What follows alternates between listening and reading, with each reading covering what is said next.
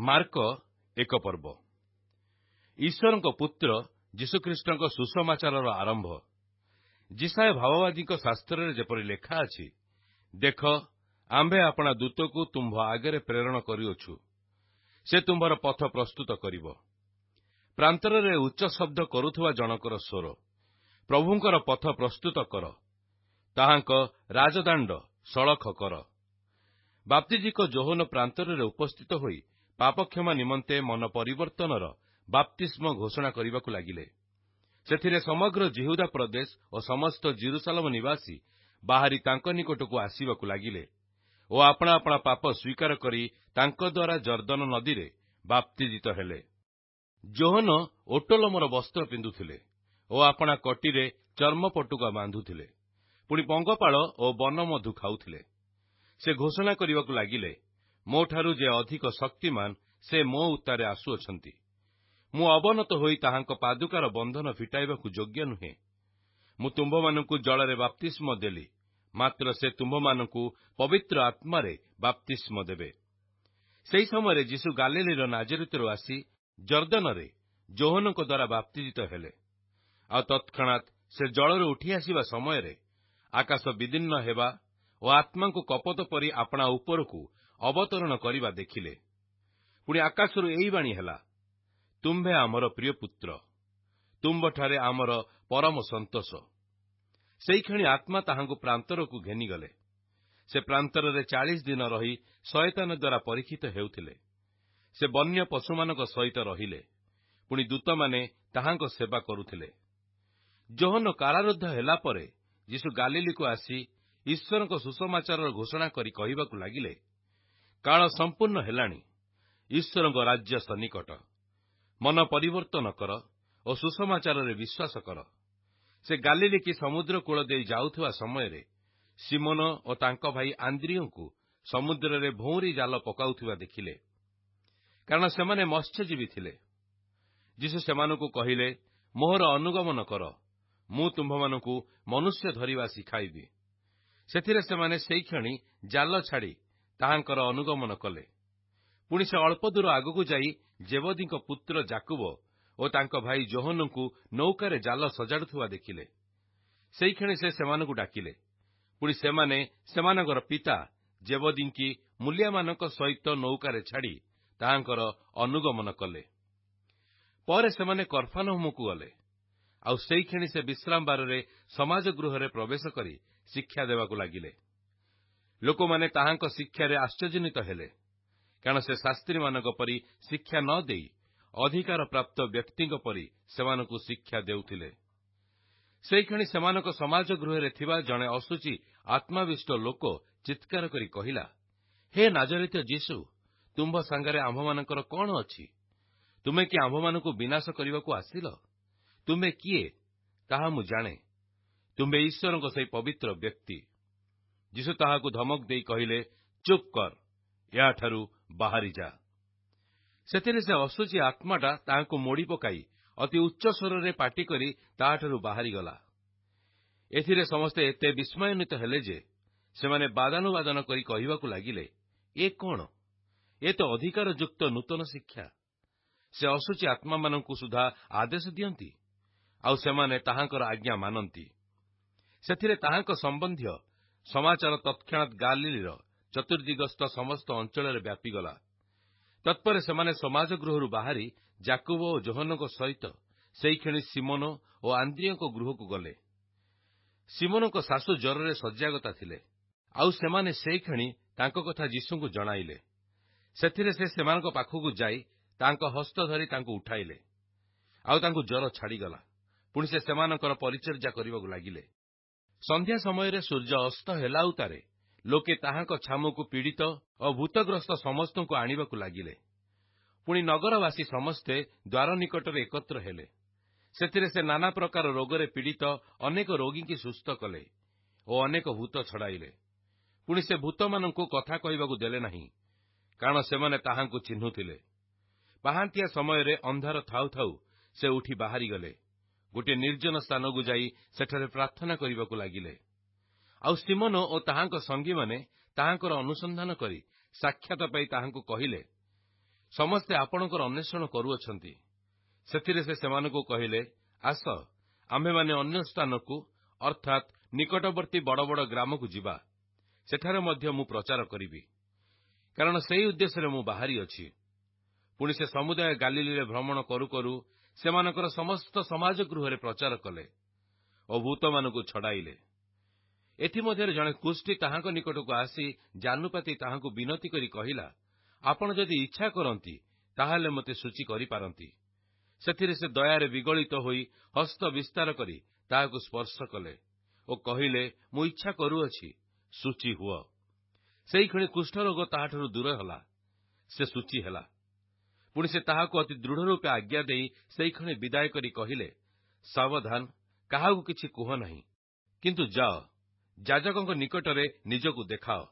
ପୁଣି ମୋଶା ଯାହା ଯାହା ଆଦେଶ ଦେଇଅଛନ୍ତି ସେହିସବୁ ଆପଣାର ଶୌଚକ୍ରିୟା ସ୍ୱରୂପେ ସେମାନଙ୍କ ନିକଟରେ ସାକ୍ଷ୍ୟ ଦେବା ନିମନ୍ତେ ଉତ୍ସର୍ଗ କର।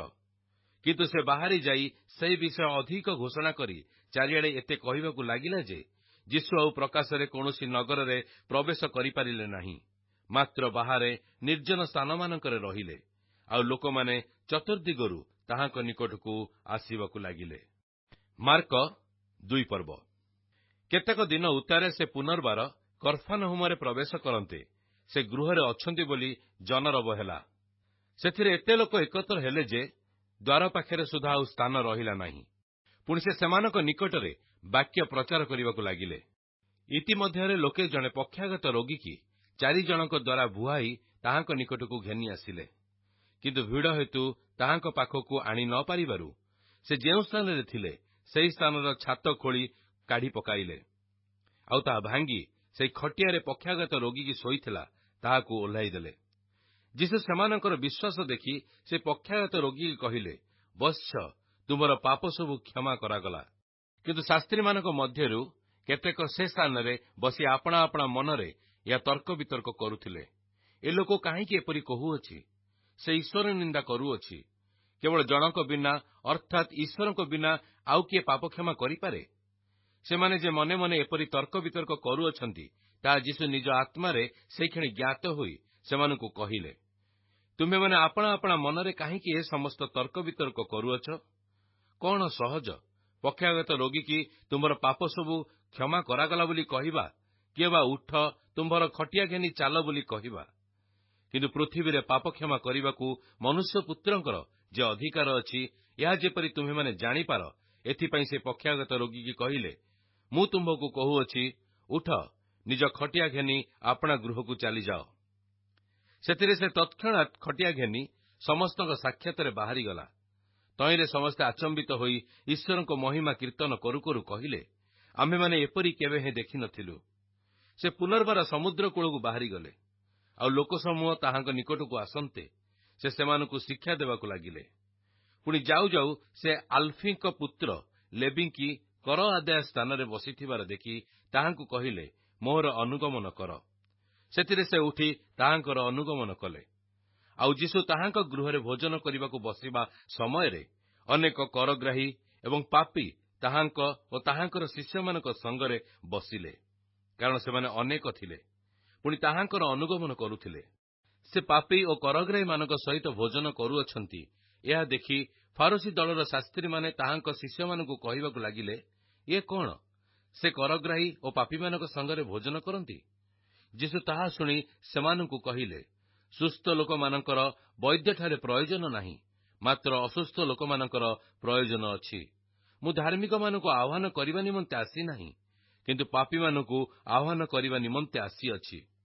ଯୋହନଙ୍କର ଶିଷ୍ୟମାନେ ଓ ଫାରୁସୀମାନେ ଉପବାସ କରୁଥିଲେ। ସେଥିରେ ସେମାନେ ଆସି ତାହାଙ୍କୁ କହିଲେ, ଯୋହନଙ୍କ ଶିଷ୍ୟମାନେ ଓ ଫାରୁସୀମାନଙ୍କର ଶିଷ୍ୟମାନେ ଉପବାସ କରନ୍ତି, କିନ୍ତୁ ଆପଣଙ୍କ ଶିଷ୍ୟମାନେ ଉପବାସ କରନ୍ତି ନାହିଁ କାହିଁକି? ଯୀଶୁ ସେମାନଙ୍କୁ କହିଲେ, ବରଯାତ୍ରୀମାନଙ୍କ ସହିତ ବର ଥିବା ସମୟରେ ସେମାନେ କି ଉପବାସ କରିପାରନ୍ତି? ବର ଯେ ପର୍ଯ୍ୟନ୍ତ ସେମାନଙ୍କ ସହିତ ଥାଆନ୍ତି ସେ ପର୍ଯ୍ୟନ୍ତ ସେମାନେ ଉପବାସ କରିପାରନ୍ତି ନାହିଁ।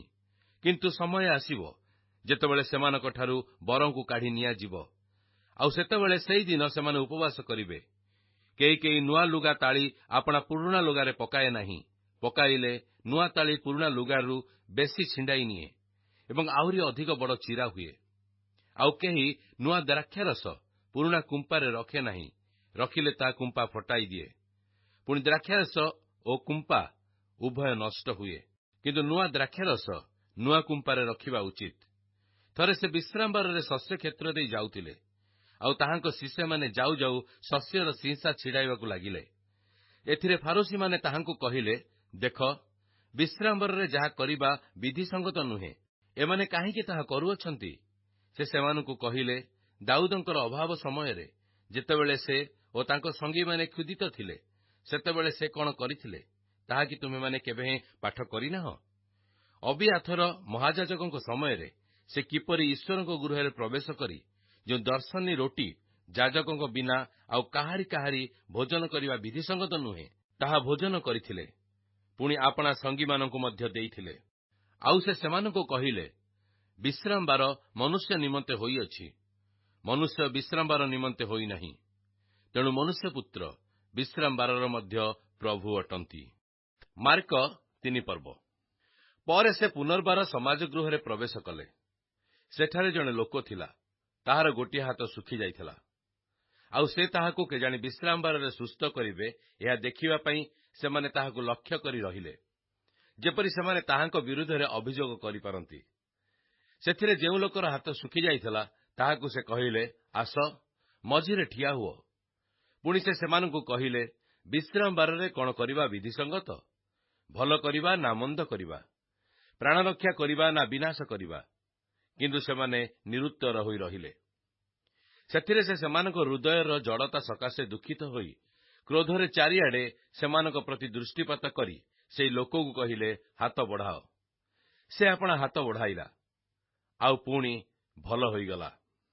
ତହିଁରେ ଫାରୁସୀମାନେ ବାହାରି ଯାଇ ତାହାକୁ ବିନାଶ କରିବା ନିମନ୍ତେ ତାହାଙ୍କ ବିରୁଦ୍ଧରେ ସେଇ କ୍ଷଣି ହେରୋଦିୟମାନଙ୍କ ସହିତ ମନ୍ତ୍ରଣା କରିବାକୁ ଲାଗିଲେ। ଏଥିରେ ଯୀଶୁ ଆପଣା ଶିଷ୍ୟମାନଙ୍କ ସହିତ ଅନ୍ତର ହୋଇ ସମୁଦ୍ର କୂଳକୁ ବାହାରିଗଲେ। ପୁଣି ଗାଲିଲରୁ ମହାଜନତା ତାହାଙ୍କର ପଶ୍ଚାଦଗମନ କଲେ। ଆଉ ଯିହୁଦା, ଜେରୁସାଲମ, ଇଦୋମ, ଜର୍ଦ୍ଦନର ଅପର ପାର୍ଶ୍ୱ, ପୁଣି ସୋର ଓ ସିଦୋନର ଚତୁର୍ଦ୍ଦିଗରୁ ମହାଜନତା ତାହାଙ୍କର ସମସ୍ତ କର୍ମର କଥା ଶୁଣି ତାହାଙ୍କ ନିକଟକୁ ଆସିଲେ।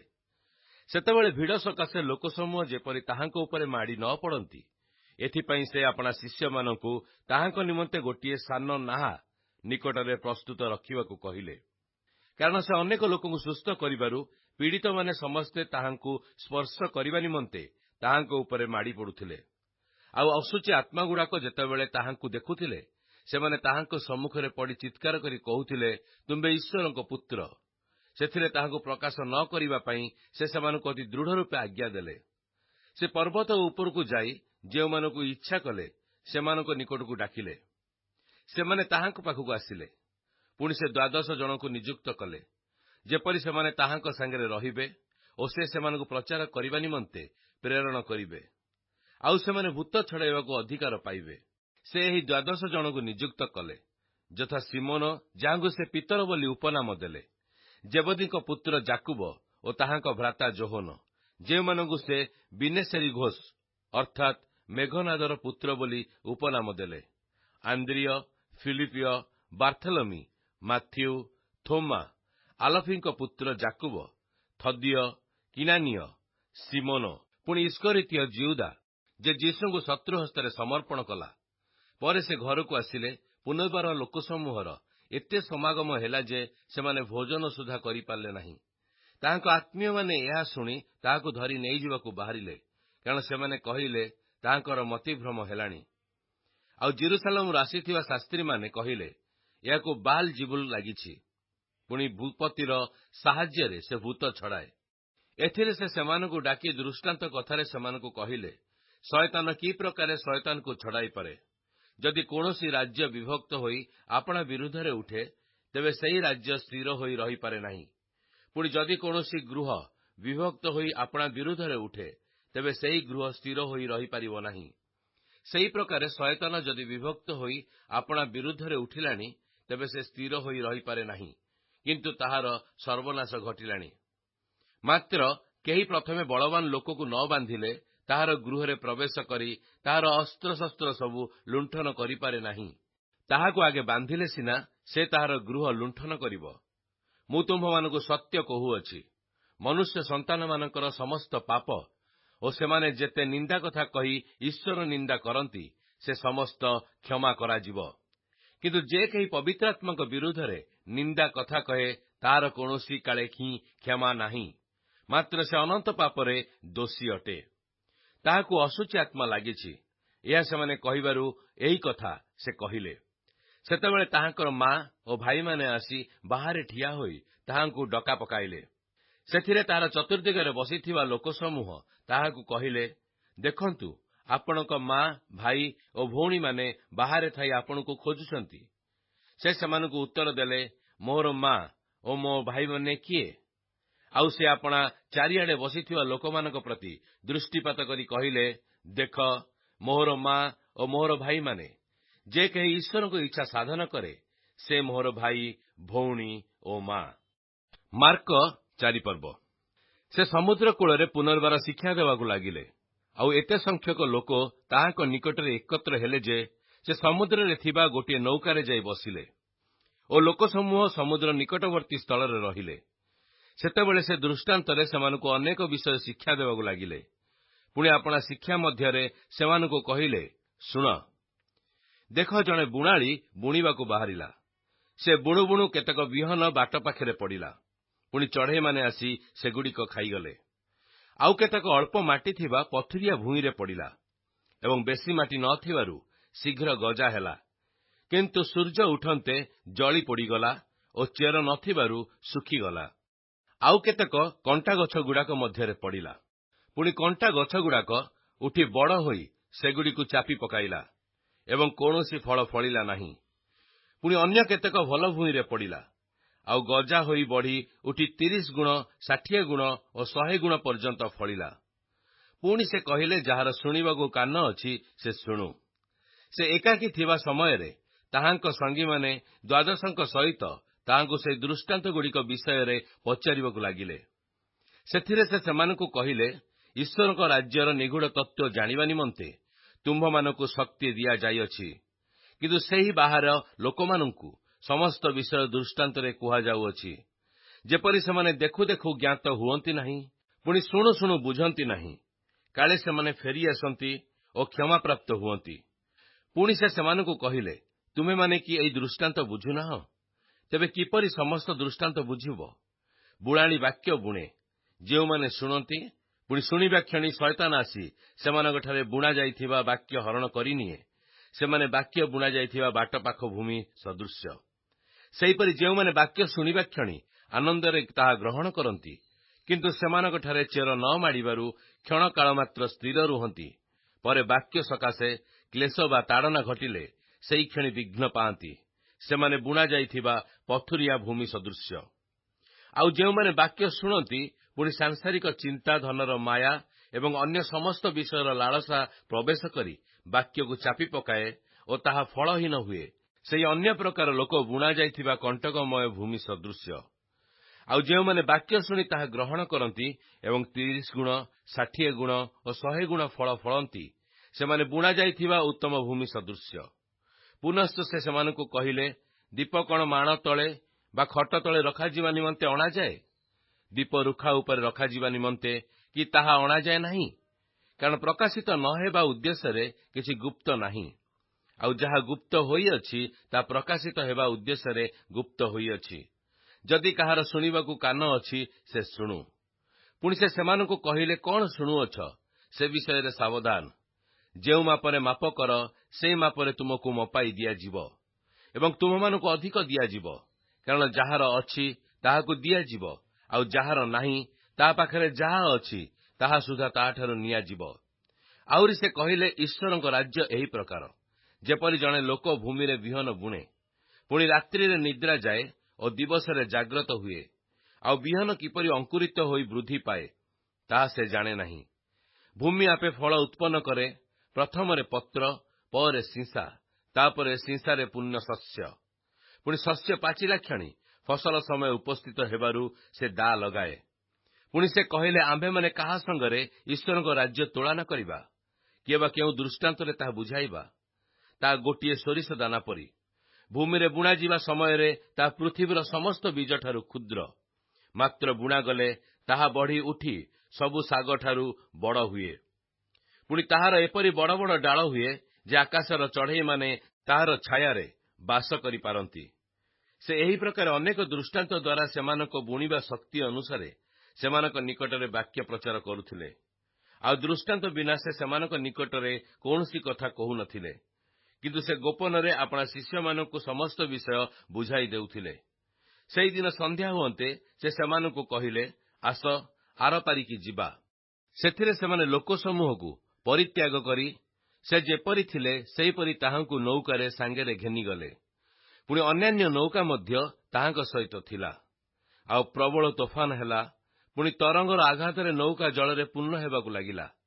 ସେତେବେଳେ ସେ ନୌକାର ପଛମଙ୍ଗରେ ମୁଚୁଳାରେ ମୁଣ୍ଡ ଦେଇ ଶୋଇପଡ଼ିଥିଲେ। ଆଉ ସେମାନେ ତାହାଙ୍କୁ ଉଠାଇ କହିଲେ, ହେ ଗୁରୁ, ଆମେ ମଲୁ, ଆପଣଙ୍କର କଣ ଚିନ୍ତା ନାହିଁ? ଏଥିରେ ସେ ଉଠି ପବନକୁ ଧମକ ଦେଇ ସମୁଦ୍ରକୁ କହିଲେ, ତୁ ନିହ, ଚୁପ୍ କର। ସେଥିରେ ପବନ ବନ୍ଦ ହେଲା ଓ ସବୁ ଧୀର ସ୍ଥିର ହେଲା। ପୁଣି ସେ ସେମାନଙ୍କୁ କହିଲେ, ତୁମେମାନେ କାହିଁକି ଏଡ଼େ ଭୀରୁ? ଏ କଣ ତୁମମାନଙ୍କର ବିଶ୍ୱାସ ନାହିଁ? ସେଥିରେ ସେମାନେ ଅତ୍ୟନ୍ତ ଭୀତ ହୋଇ ପରସ୍ପରକୁ କହିବାକୁ ଲାଗିଲେ, ଏ ତେବେ କିଏ ଯେ ପବନ ଓ ସମୁଦ୍ର ଉଭୟ ଏହାଙ୍କର ଆଜ୍ଞା ମାନନ୍ତି? ମାର୍କ 5 ପର୍ବ। ପରେ ସେମାନେ ସମୁଦ୍ରର ପରପାରସ୍ଥ ଗରାସ୍ୟମାନଙ୍କ ଅଞ୍ଚଳରେ ଉପସ୍ଥିତ ହେଲେ। ସେ ନୌକାରୁ ଓହ୍ଲାଇବା ମାତ୍ରେ ଜଣେ ଅଶୁଚି ଆତ୍ମାବିଶିଷ୍ଟ ଲୋକ ସମାଧି ସ୍ଥାନରୁ ବାହାରି ତାହାକୁ ଭେଟିଲା। ସେ ସମାଧି ସ୍ଥାନରେ ବାସ କରୁଥିଲା। ପୁଣି କେହି ତାହାକୁ ଜଞ୍ଜିରରେ ସୁଦ୍ଧା ବାନ୍ଧି ରଖି ପାରୁନଥିଲେ, କାରଣ ସେ ଅନେକ ଥର ବେଡ଼ି ଓ ଜଞ୍ଜିରରେ ବନ୍ଧା ହୋଇଥିଲା। କିନ୍ତୁ ସେ ଜଞ୍ଜିର ଛିଣ୍ଡାଇ ଦେଇ ବେଡ଼ି ସବୁ ଖଣ୍ଡ ଖଣ୍ଡ କରି ଭାଙ୍ଗି ପକାଇଥିଲା ଓ ତାହାକୁ ବସରେ ରଖିବାକୁ କାହାରି ବଳ ନଥିଲା। ସେ ଦିନରାତି ସବୁବେଳେ ସମାଧି ସ୍ଥାନ ଓ ପର୍ବତରେ ରହି ଚିତ୍କାର କରୁଥିଲା। ପୁଣି ପ୍ରସ୍ତରରେ ଆପଣାକୁ କ୍ଷତବିକ୍ଷତ କରୁଥିଲା। ସେ ଯୀଶୁଙ୍କୁ ଦୂରରୁ ଦେଖି ଦୌଡ଼ି ଆସି ତାହାଙ୍କୁ ପ୍ରଣାମ କଲା। ଆଉ ଉଚ୍ଚ ସ୍ୱରରେ ଚିତ୍କାର କରି କହିଲା, ହେ ପରାତ୍ପର ଈଶ୍ୱରଙ୍କ ପୁତ୍ର, ତୁମ୍ଭ ସାଙ୍ଗରେ ମୋର କଣ ଅଛି? ତୁମ୍ଭକୁ ଈଶ୍ୱରଙ୍କ ନାମରେ ଶପଥ ଦେଉଅଛି, ମୋତେ ଯନ୍ତ୍ରଣା ଦିଅ ନାହିଁ। କାରଣ ଯୀଶୁ ତାହାକୁ କହିବାକୁ ଯାଉଥିଲେ, ଆରେ ଅଶୁଚି ଆତ୍ମା, ଏଇ ଲୋକଠାରୁ ବାହାରି ଯା। ଆଉ ସେ ତାହାକୁ ପଚାରିଲେ, ତୋର ନାଁ କଣ? ସେ ତାହାକୁ କହିଲା, ମୋର ନାଁ ବାହିନୀ, ଯେଣୁ ଆମେ ଅନେକ। ପୁଣି ସେ ଯେପରି ସେମାନଙ୍କୁ ସେହି ଅଞ୍ଚଳରୁ ବାହାରକୁ ନ ପଠାଇ ଦିଅନ୍ତି, ସେଥିପାଇଁ ସେ ତାହାଙ୍କୁ ବହୁତ ବିନତି କଲା। ସେଠାରେ ପର୍ବତ କଡ଼ରେ ଗୋଟିଏ ଘୁଷୁରି ପଲ ଚରୁଥିଲା। ଆଉ ସେମାନେ ତାହାଙ୍କୁ ବିନତି କରି କହିଲେ, ସେହି ଘୁଷୁରିମାନଙ୍କ ଭିତରେ ପଶିବା ପାଇଁ ଆମ୍ଭମାନଙ୍କୁ ସେମାନଙ୍କ ମଧ୍ୟକୁ ପଠାଅ। ସେ ସେମାନଙ୍କୁ ଅନୁମତି ଦିଅନ୍ତେ ଅଶୁଚି ଆତ୍ମାଗୁଡ଼ାକ ବାହାରି ଘୁଷୁରିମାନଙ୍କ ଭିତରେ ପଶିଲେ। ସେଥିରେ ସେହି ପଲ ଅତି ବେଗରେ ଦୌଡ଼ି ଯାଇ ତୀଖ ସ୍ଥାନରୁ ସମୁଦ୍ରରେ ପଡ଼ି ବୁଡ଼ି ମଲେ। ଘୁଷୁରିମାନଙ୍କ ସଂଖ୍ୟା ପ୍ରାୟ 2000 ଥିଲା। ସେମାନଙ୍କୁ ଚରଉଥିବା ଲୋକମାନେ ପଳାଇ ଯାଇ ନଗର ଓ ପଲ୍ଲୀଗୁଡ଼ିକରେ ତାହା ଜଣାଇଲେ। ସେଥିରେ ଲୋକେ କଣ ଘଟିଛି ବୋଲି ଦେଖିବାକୁ ଆସିଲେ। ପୁଣି ସେମାନେ ଯୀଶୁଙ୍କ ନିକଟକୁ ଆସି ସେହି ଭୂତଗ୍ରସ୍ତ ଅର୍ଥାତ୍ ଯାହାକୁ ପୂର୍ବରେ ବାହିନୀ ଭୂତ ଲାଗିଥିଲା, ତାହାକୁ ଲୁଗା ପିନ୍ଧି ଭଲ ମନରେ ବସିଥିବା ଦେଖି ଭୀତ ହେଲେ। ଆଉ ଯେଉଁମାନେ ଦେଖିଥିଲେ, ସେମାନେ ସେ ଭୂତଗ୍ରସ୍ତ ପ୍ରତି କିପରି କଣ ଘଟିଥିଲା ତାହା ଓ ଘୁଷୁରିମାନଙ୍କ ବିଷୟ ସେମାନଙ୍କ ନିକଟରେ ବର୍ଣ୍ଣନା କଲେ। ସେଥିରେ ସେମାନେ ସେମାନଙ୍କ ସୀମାରୁ ପ୍ରସ୍ଥାନ କରିବାକୁ ତାହାଙ୍କୁ ବିନତି କରିବାକୁ ଲାଗିଲେ। ପରେ ସେ ନୌକାରେ ଚଢ଼ିବା ସମୟରେ ଯେଉଁ ଲୋକକୁ ପୂର୍ବରେ ଭୂତ ଲାଗିଥିଲା, ସେ ତାହାଙ୍କ ସାଙ୍ଗରେ ରହିବା ନିମନ୍ତେ ଥରକୁ ଥର ବିନତି କଲା। କିନ୍ତୁ ସେ ଅନୁମତି ନ ଦେଇ ତାହାକୁ କହିଲେ, ତୁମ୍ଭର ଗୃହକୁ, ତୁମ୍ଭର ଆତ୍ମୀୟମାନଙ୍କ ନିକଟକୁ ଯାଅ। ପୁଣି ପ୍ରଭୁ ତୁମ୍ଭ ନିମନ୍ତେ ଯେ କର୍ମ କରିଅଛନ୍ତି ଓ ତୁମ୍ଭ ପ୍ରତି ଯେଉଁ ଦୟା ଦେଖାଇଅଛନ୍ତି, ସେହିସବୁ ସେମାନଙ୍କୁ ଜଣାଅ। ତହିଁରେ ସେ ଚାଲିଯାଇ ଯୀଶୁ ତାହା ନିମନ୍ତେ ଯେ କର୍ମ କରିଥିଲେ, ସେସବୁ ଦେକାପଲ୍ଲୀରେ ଘୋଷଣା କରିବାକୁ ଲାଗିଲେ। ସେଥିରେ ସମସ୍ତେ ଚମତ୍କୃତ ହେଲେ। ଯୀଶୁ ନୌକାରେ ପାର ହୋଇ ପୁନର୍ବାର ଅପର ପାରିକି ବାହୁଡ଼ି ଆସନ୍ତେ ବହୁ ସଂଖ୍ୟକ ଲୋକ ତାହାଙ୍କ ନିକଟରେ ଏକତ୍ର ହେଲେ। ଆଉ ସେ ସମୁଦ୍ର କୂଳରେ ରହିଲେ। ସେତେବେଳେ ସମାଜ ଗୃହର ଅଧ୍ୟକ୍ଷମାନଙ୍କ ମଧ୍ୟରୁ ଜାଇରସ ନାମକ ଜଣେ ବ୍ୟକ୍ତି ଆସି ତାହାଙ୍କୁ ଦେଖି ତାହାଙ୍କ ଚରଣ ତଳେ ପଡ଼ିଲେ। ପୁଣି ବହୁତ ବିନତି କରି କହିଲେ, ମୋର କନ୍ୟାଟି ମୃତପ୍ରାୟ। ସେ ଯେପରି ରକ୍ଷା ପାଇ ବଞ୍ଚିବ, ଏଥିପାଇଁ ଆପଣ ଆସି ତା ଉପରେ ହସ୍ତ ଥୋଇବା ହେଉନ୍ତୁ। ଏଥିରେ ସେ ତାହାଙ୍କ ସାଙ୍ଗରେ ଗଲେ। ପୁଣି ବହୁ ସଂଖ୍ୟକ ଲୋକ ତାହାଙ୍କ ପଛେ ପଛେ ଯିବାକୁ ଲାଗିଲେ। ଆଉ ସେମାନେ ତାହାଙ୍କ ଉପରେ ମାଡ଼ି ପଡୁଥିଲେ। ସେତେବେଳେ 12 ବର୍ଷ ପର୍ଯ୍ୟନ୍ତ ପ୍ରଦର ରୋଗାଗ୍ରସ୍ତା ଜଣେ ସ୍ତ୍ରୀ ଲୋକ, ଯିଏକି ଅନେକ ବୈଦ୍ୟଙ୍କ ଦ୍ୱାରା ବହୁ କ୍ଲେଶ ଭୋଗ କରି ସର୍ବସ୍ୱ ବ୍ୟୟ କରିଥିଲେ, ହେ କିଛି ହିଁ ମାତ୍ର ଉପକାର ନ ପାଇ ବରଂ ଅଧିକ ପୀଡ଼ିତ ହୋଇ ପଡ଼ିଥିଲା। ସେ ଯୀଶୁଙ୍କ ବିଷୟ ଶୁଣି ଲୋକ ଗହଳ ମଧ୍ୟରେ ପଛଆଡ଼ୁ ଆସି ତାହାଙ୍କର ଲୁଗା ଛୁଇଁଲା, କାରଣ ସେ କହୁଥିଲା, କେବଳ ତାହାଙ୍କ ଲୁଗା ଛୁଇଁଲେ ମୁଁ ସୁସ୍ଥ ହେବି। ସେଇକ୍ଷଣି ତାହାର ରକ୍ତସ୍ରାବ ଶୁଷ୍କ ହେଲା। ପୁଣି ସେ ରୋଗରୁ ଆରୋଗ୍ୟ ହୋଇଅଛି, ଏହା ସେ ନିଜ ଦେହରେ ଅନୁଭବ କଲା। ତତ୍କ୍ଷଣାତ୍ ଯୀଶୁ ଆପଣାଠାରୁ ଶକ୍ତି ନିର୍ଗତ ହେବା ଅନ୍ତରରେ ଜ୍ଞାତ ହୋଇ ଲୋକଗହଳ ମଧ୍ୟରେ ବୁଲିପଡ଼ି କହିଲେ, କିଏ ମୋର ଲୁଗା ଛୁଇଁଲା? ତାହାଙ୍କ ଶିଷ୍ୟମାନେ ତାହାଙ୍କୁ କହିଲେ, ଆପଣ ଦେଖୁଛନ୍ତି ଯେ ଲୋକସମୂହ ଆପଣଙ୍କ ଉପରେ ମାଡ଼ି ପଡ଼ୁଅଛନ୍ତି, ଆଉ ଆପଣ କହୁଛନ୍ତି, କିଏ ମୋତେ ଛୁଇଁଲା? କିନ୍ତୁ ଯେ ଏହା କରିଥିଲା, ତାହାକୁ ଦେଖିବା ନିମନ୍ତେ ସେ ଚତୁର୍ଦ୍ଦିଗରେ ଦୃଷ୍ଟିପାତ କରିବାକୁ ଲାଗିଲେ। ସେଥିରେ ସେହି ସ୍ତ୍ରୀ ଲୋକଟି ଆପଣା ପ୍ରତି ଯାହା ଘଟିଅଛି, ତାହା ଜାଣି ଭୟରେ ଥରିଥରି ଆସି ତାହାଙ୍କ ଚରଣ ତଳେ ପଡ଼ି ସମସ୍ତ ସତ୍ୟ କଥା ତାହାଙ୍କୁ କହିଲା। ତହିଁରେ ସେ ତାହାକୁ କହିଲେ, ଦେଖ ବତ୍ସେ, ତୋର ବିଶ୍ୱାସ ତତେ ସୁସ୍ଥ କରିଅଛି। ଶାନ୍ତିରେ ଚାଲିଯା ଓ ତୋର ରୋଗରୁ ଆରୋଗ୍ୟ ହୋଇଥା। ସେ ଏହି କଥା କହୁଥିବା ସମୟରେ ସମାଜ ଗୃହର ଅଧ୍ୟକ୍ଷଙ୍କ ଘରୁ ଲୋକେ ଆସି କହିଲେ, ଆପଣଙ୍କ ଝିଅଟି ମରିଗଲାଣି, ଗୁରୁଙ୍କୁ କାହିଁକି ଆଉ କଷ୍ଟ ଦେଉଅଛନ୍ତି? କିନ୍ତୁ ଯୀଶୁ ସେ କଥା ଶୁଣି ନ ଶୁଣିଲା ପରି ସମାଜ ଗୃହର ଅଧ୍ୟକ୍ଷଙ୍କୁ କହିଲେ, ଭୟ କର ନାହିଁ, କେବଳ ବିଶ୍ୱାସ କର।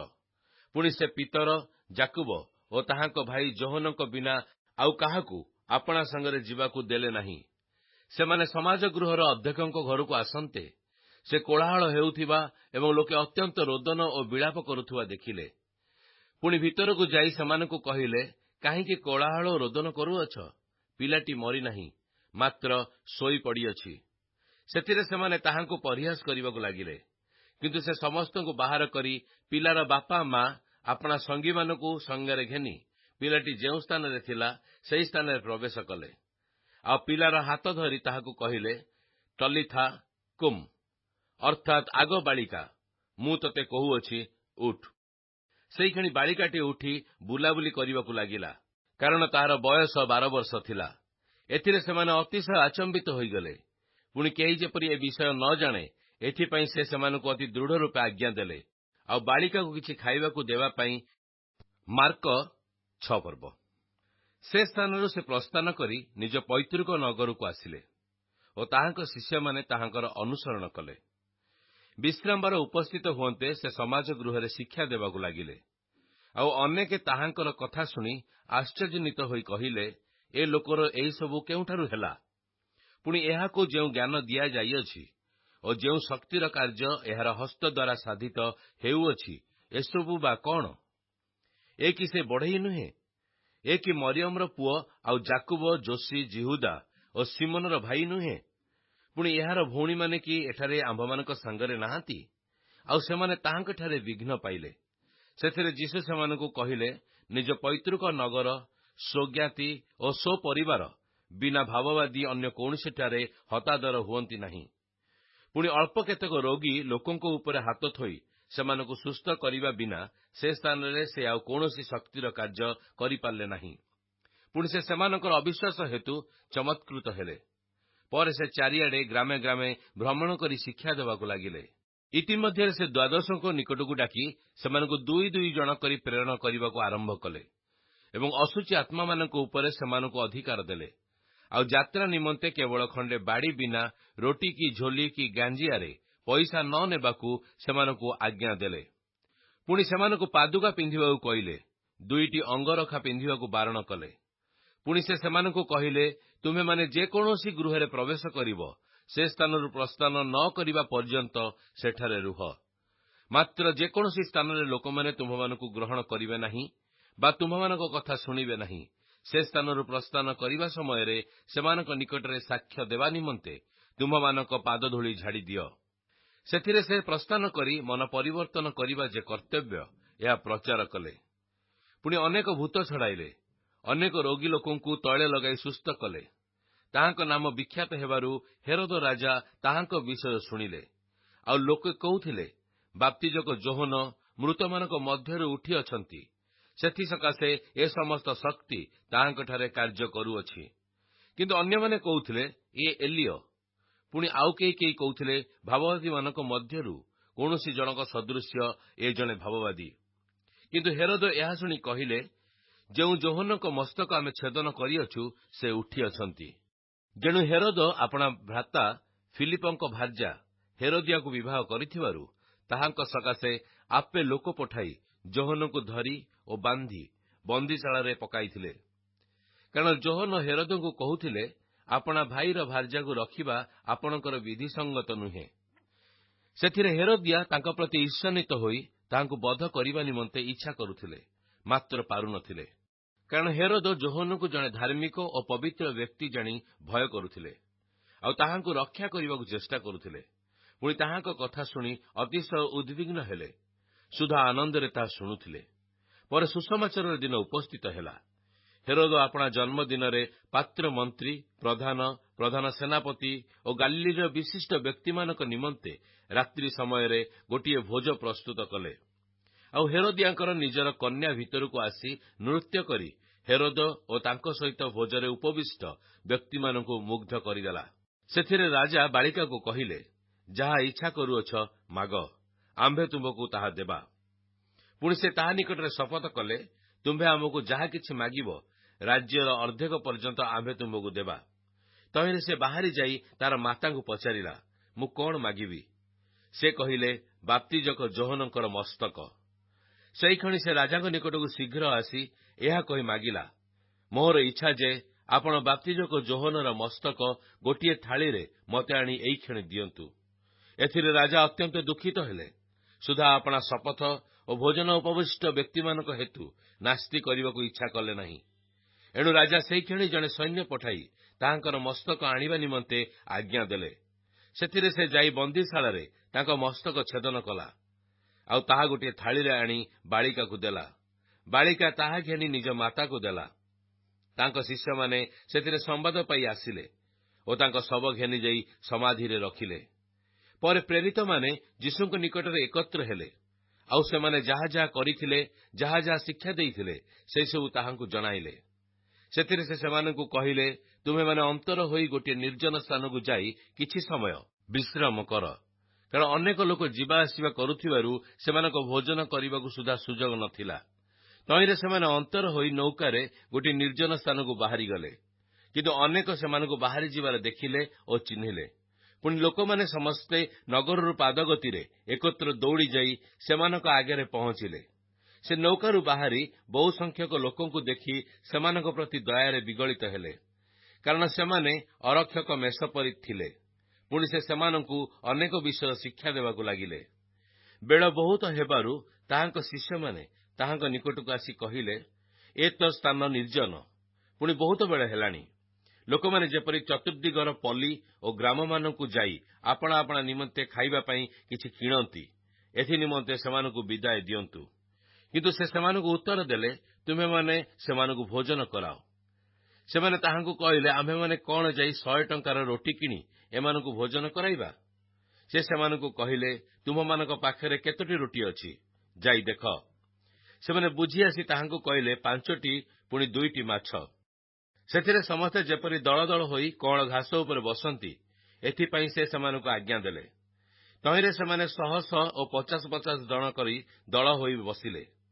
ପରେ ସେହି 5ଟି ରୋଟି 2ଟି ମାଛ ଘେନି ସ୍ୱର୍ଗ ଆଡ଼େ ଊର୍ଦ୍ଧ୍ୱଦୃଷ୍ଟି କରି ଆଶୀର୍ବାଦ କଲେ ଏବଂ ସେ ରୋଟିଗୁଡ଼ିକ ଭାଙ୍ଗି ଲୋକମାନଙ୍କୁ ପରିବେଷଣ କରିବା ନିମନ୍ତେ ଶିଷ୍ୟମାନଙ୍କୁ ଦେବାକୁ ଲାଗିଲେ। ପୁଣି ସେହି 2 ମାଛ ସେ ସମସ୍ତଙ୍କ ମଧ୍ୟରେ ଭାଗ କରିଦେଲେ। ସେଥିରେ ସମସ୍ତେ ଭୋଜନ କରି ତୃପ୍ତ ହେଲେ। ଆଉ ସେମାନେ ଭଙ୍ଗା ରୋଟି ଉଠାଇ 12 ଟୋକାଇ ଭର୍ତ୍ତି କଲେ ଏବଂ ମାଛରୁ ମଧ୍ୟ କିଛି କିଛି ଗୋଟାଇଲେ।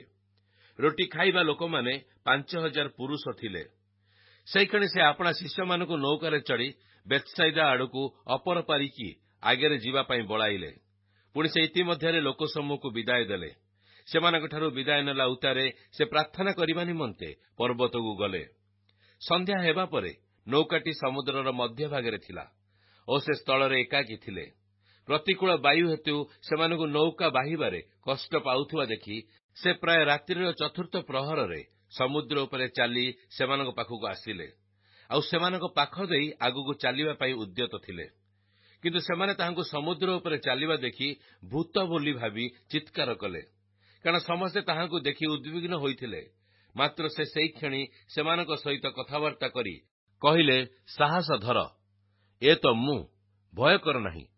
ପୁଣି ସେ ସେମାନଙ୍କ ନିକଟକୁ ଯାଇ ନୌକାରେ ଚଢ଼ିଲେ, ଆଉ ପବନ ବନ୍ଦ ହେଲା। ସେଥିରେ ସେମାନେ ମନେ ମନେ ଅତ୍ୟନ୍ତ ଆଚମ୍ବିତ ହେଲେ, କାରଣ ରୋଟିର ଘଟଣାରେ ସେମାନଙ୍କ ଜ୍ଞାନ ଜନ୍ମି ନଥିଲା, ଯେଣୁ ସେମାନଙ୍କ ହୃଦୟ ଜଡ଼ ଥିଲା। ସେମାନେ ପାର ହୋଇ ଗିନ୍ନେସରତ ଅଞ୍ଚଳରେ ପହଞ୍ଚି କୂଳରେ ନୌକା ବାନ୍ଧିଲେ। ଆଉ ସେମାନେ ନୌକାରୁ ଓହ୍ଲାନ୍ତେ ଲୋକମାନେ ସେଇକ୍ଷଣି ତାହାଙ୍କୁ ଚିହ୍ନି ସେହି ସମସ୍ତ ଅଞ୍ଚଳର ଚାରିଆଡ଼େ ଦୌଡ଼ିଗଲେ। ପୁଣି ଯେଉଁ ଯେଉଁ ସ୍ଥାନରେ ଅଛନ୍ତି ବୋଲି ଶୁଣିଲେ, ସେହି ସ୍ଥାନକୁ ପୀଡ଼ିତ ଲୋକମାନଙ୍କୁ ଖଟିଆରେ ବୋହି ଆଣିବାକୁ ଲାଗିଲେ। ପୁଣି ସେ ଯେଉଁ ଯେଉଁ ଗ୍ରାମ, ନଗର ବା ପଲ୍ଲୀରେ ପ୍ରବେଶ କଲେ, ଲୋକେ ସେହିସବୁ ସ୍ଥାନର ହାଟ ବଜାରମାନଙ୍କରେ ରୋଗୀମାନଙ୍କୁ ଥୋଇଦେଇ ସେମାନେ ଯେପରି ତାହାଙ୍କର ବସ୍ତ୍ରର ଝୁମ୍ପା ଛୁଅନ୍ତି, ଏହା ତାହାଙ୍କୁ ବିନତି କରିବାକୁ ଲାଗିଲେ। ଆଉ ଯେତେ ଲୋକ ତାହାଙ୍କୁ ଛୁଇଁଲେ, ସମସ୍ତେ ସୁସ୍ଥ ହେଲେ। ମାର୍କ 7 ପର୍ବ। ପରେ ଫାରୁସୀମାନେ ଓ ଜେରୁସାଲେମରୁ ଆସିଥିବା କେତେକ ଶାସ୍ତ୍ରୀ ତାହାଙ୍କ ନିକଟରେ ଏକତ୍ର ହେଲେ। ସେମାନେ ତାହାଙ୍କ ଶିଷ୍ୟମାନଙ୍କ ମଧ୍ୟରୁ କେତେଜଣଙ୍କୁ ଅଶୁଚି ଅର୍ଥାତ୍ ଅଧୁଆ ହାତରେ ଖାଇବାର ଦେଖିଲେ। ଫାରୁସୀମାନେ ସମସ୍ତ ଯିହୁଦୀ ଲୋକମାନେ ପ୍ରାଚୀନମାନଙ୍କ ପରମ୍ପରାଗତ ରୀତିନୀତି ପାଳନ କରି ଭଲ ରୂପେ ହାତ ନ ଧୋଇଲେ ଭୋଜନ କରନ୍ତି ନାହିଁ। ପୁଣି ହାଟ ବଜାରରୁ ଆସି ନିଜ ନିଜ ଉପରେ ପାଣି ନ ଛିଞ୍ଚିଲେ ଖାଆନ୍ତି ନାହିଁ। ଆଉ ଗିନା, ଢାଳ ଓ ପିତ୍ତଳର ପାତ୍ରଗୁଡ଼ିକ ପାଣିରେ ବୁଡ଼ାଇ ଧୋଇବା ଇତ୍ୟାଦି ଅନ୍ୟାନ୍ୟ ରୀତିନୀତି ପାଳନ କରିବା ନିମନ୍ତେ ସେମାନେ ଆଦେଶପ୍ରାପ୍ତ ହୋଇଅଛନ୍ତି। ଏଣୁ ଫାରୁସୀମାନେ ଓ ଶାସ୍ତ୍ରୀମାନେ ତାହାଙ୍କୁ ପଚାରିଲେ, ଆପଣଙ୍କର ଶିଷ୍ୟମାନେ ପ୍ରାଚୀନମାନଙ୍କର ପରମ୍ପରାଗତ ରୀତିନୀତି ଅନୁସାରେ କାହିଁକି ଆଚରଣ ନ କରି ଅଶୁଚି ହସ୍ତରେ ଭୋଜନ କରନ୍ତି? ସେ ସେମାନଙ୍କୁ କହିଲେ, ରେ କପଟିମାନେ, ଯିଶାୟ ତୁମମାନଙ୍କ ବିଷୟରେ ଯଥାର୍ଥ ରୂପେ ଭାବବାଣୀ କରିଅଛନ୍ତି। ଯେପରି ଲେଖା ଅଛି, ଏହି ଜାତି ମୁଖରେ ଆମ୍ଭକୁ ସମାଦର କରନ୍ତି, କିନ୍ତୁ ସେମାନଙ୍କ ହୃଦୟ ଆମ୍ଭଠାରୁ ଦୂରରେ ଥାଏ। ସେମାନେ ମନୁଷ୍ୟମାନଙ୍କ ବିଧିଗୁଡ଼ିକୁ ଧର୍ମର ଉପଦେଶ ବାଣୀ ବୋଲି ଶିକ୍ଷା ଦେଇ ବୃଥାରେ ଆମ୍ଭର ଆରାଧନା କରନ୍ତି। ତୁମେମାନେ ଈଶ୍ୱରଙ୍କ ଆଜ୍ଞା ପରିତ୍ୟାଗ କରି ମନୁଷ୍ୟମାନଙ୍କ ପରମ୍ପରାଗତ ରୀତିନୀତି ଧରି ବସିଅଛ। ପୁଣି ସେ ସେମାନଙ୍କୁ କହିଲେ, ତୁମେମାନେ ଆପଣା ଆପଣା ପରମ୍ପରାଗତ ରୀତିନୀତି ପାଳନ କରିବା ନିମନ୍ତେ ଈଶ୍ୱରଙ୍କ ଆଜ୍ଞା ବେଶ୍ ଅଗ୍ରାହ୍ୟ କରୁଅଛ। କାରଣ ମୋଶା କହିଅଛନ୍ତି, ଆପଣା ପିତାମାତାଙ୍କୁ ସମାଦର କର, ଆଉ ଯେ କେହି ପିତାମାତାଙ୍କୁ ଅଭିଶାପ ଦିଏ, ସେ ନିଶ୍ଚୟ ପ୍ରାଣଦଣ୍ଡ ଭୋଗ କରିବ। କିନ୍ତୁ ତୁମେମାନେ କୁହ, କେହି ଯେବେ ପିତା କି ମାତାଙ୍କୁ କହେ, ମୋଠାରୁ ଯାହାଦ୍ୱାରା ତୁମ୍ଭର ଉପକାର ହୋଇଥାନ୍ତା, ତାହା କର୍ବାନ ଅର୍ଥାତ୍ ମାନତ ହୋଇଅଛି, ତେବେ ତୁମେମାନେ ତାହାକୁ ତାହାର ପିତା କି ତାର ମାତାର କିଛି ଉପକାର କରିବାକୁ ଆଉ ଦେଉନଥାଅ। ଏ ରୂପେ ତୁମେମାନେ ସ୍ୱପ୍ରଚଳିତ ପରମ୍ପରାଗତ ରୀତିନୀତି ଯୋଗୁଁ ଈଶ୍ୱରଙ୍କ ବାକ୍ୟ ବ୍ୟର୍ଥ କରୁଅଛ। ସେହି ପ୍ରକାର ଅନେକ କର୍ମ କରୁଅଛ। ସେ ପୁନର୍ବାର ଲୋକସମୂହକୁ ନିକଟକୁ ଡାକି ସେମାନଙ୍କୁ କହିଲେ, ତୁମେମାନେ ସମସ୍ତେ ମୋ କଥା ଶୁଣ ଓ ବୁଝ। ମନୁଷ୍ୟର ବାହାରେ ଏପରି କୌଣସି ବିଷୟ ନାହିଁ, ଯାହାକି ତାହାର ଭିତରେ ପ୍ରବେଶ କରି ତାହାକୁ ଅଶୁଚି କରିପାରେ। କିନ୍ତୁ ଯାହା ଯାହା ମନୁଷ୍ୟଠାରୁ ବାହାରେ, ସେହିସବୁ ତାହାକୁ ଅଶୁଚି କରେ।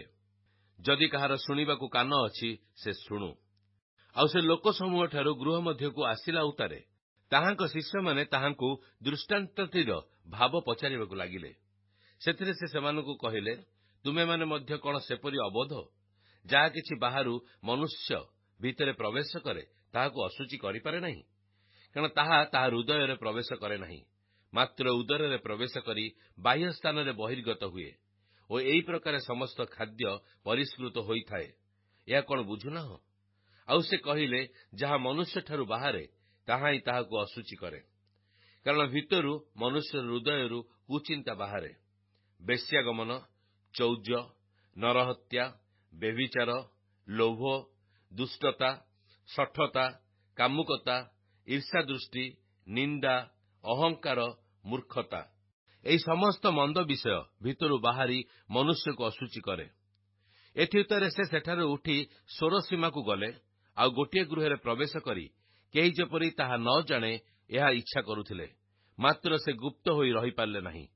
ସେହିକ୍ଷଣି ଜଣେ ସ୍ତ୍ରୀ, ଯାହାର ଝିଅଟିକି ଅଶୁଚି ଆତ୍ମା ଲାଗିଥିଲା, ସେ ତାହାଙ୍କ ବିଷୟ ଶୁଣି ତାହାଙ୍କ ଚରଣ ତଳେ ଆସି ପଡ଼ିଲା। ସେ ସୁର ଫେନିକିଆ ଜାତିର ଜଣେ ଗ୍ରୀକ୍ ସ୍ତ୍ରୀ ଲୋକ ଥିଲା। ତାହାର ଝିଅଠାରୁ ଭୂତ ଛଡ଼ାଇବା ନିମନ୍ତେ ସେ ତାହାକୁ ଅନୁରୋଧ କରିବାକୁ ଲାଗିଲା। ସେଥିରେ ସେ ତାହାକୁ କହିଲେ, ପ୍ରଥମେ ସନ୍ତାନମାନଙ୍କୁ ତୃପ୍ତ ହେବାକୁ ଦିଅ, କାରଣ ସନ୍ତାନମାନଙ୍କର ଆହାର ନେଇ କୁକୁରମାନଙ୍କ ପାଖରେ ପକାଇବା ଉଚିତ ନୁହେଁ।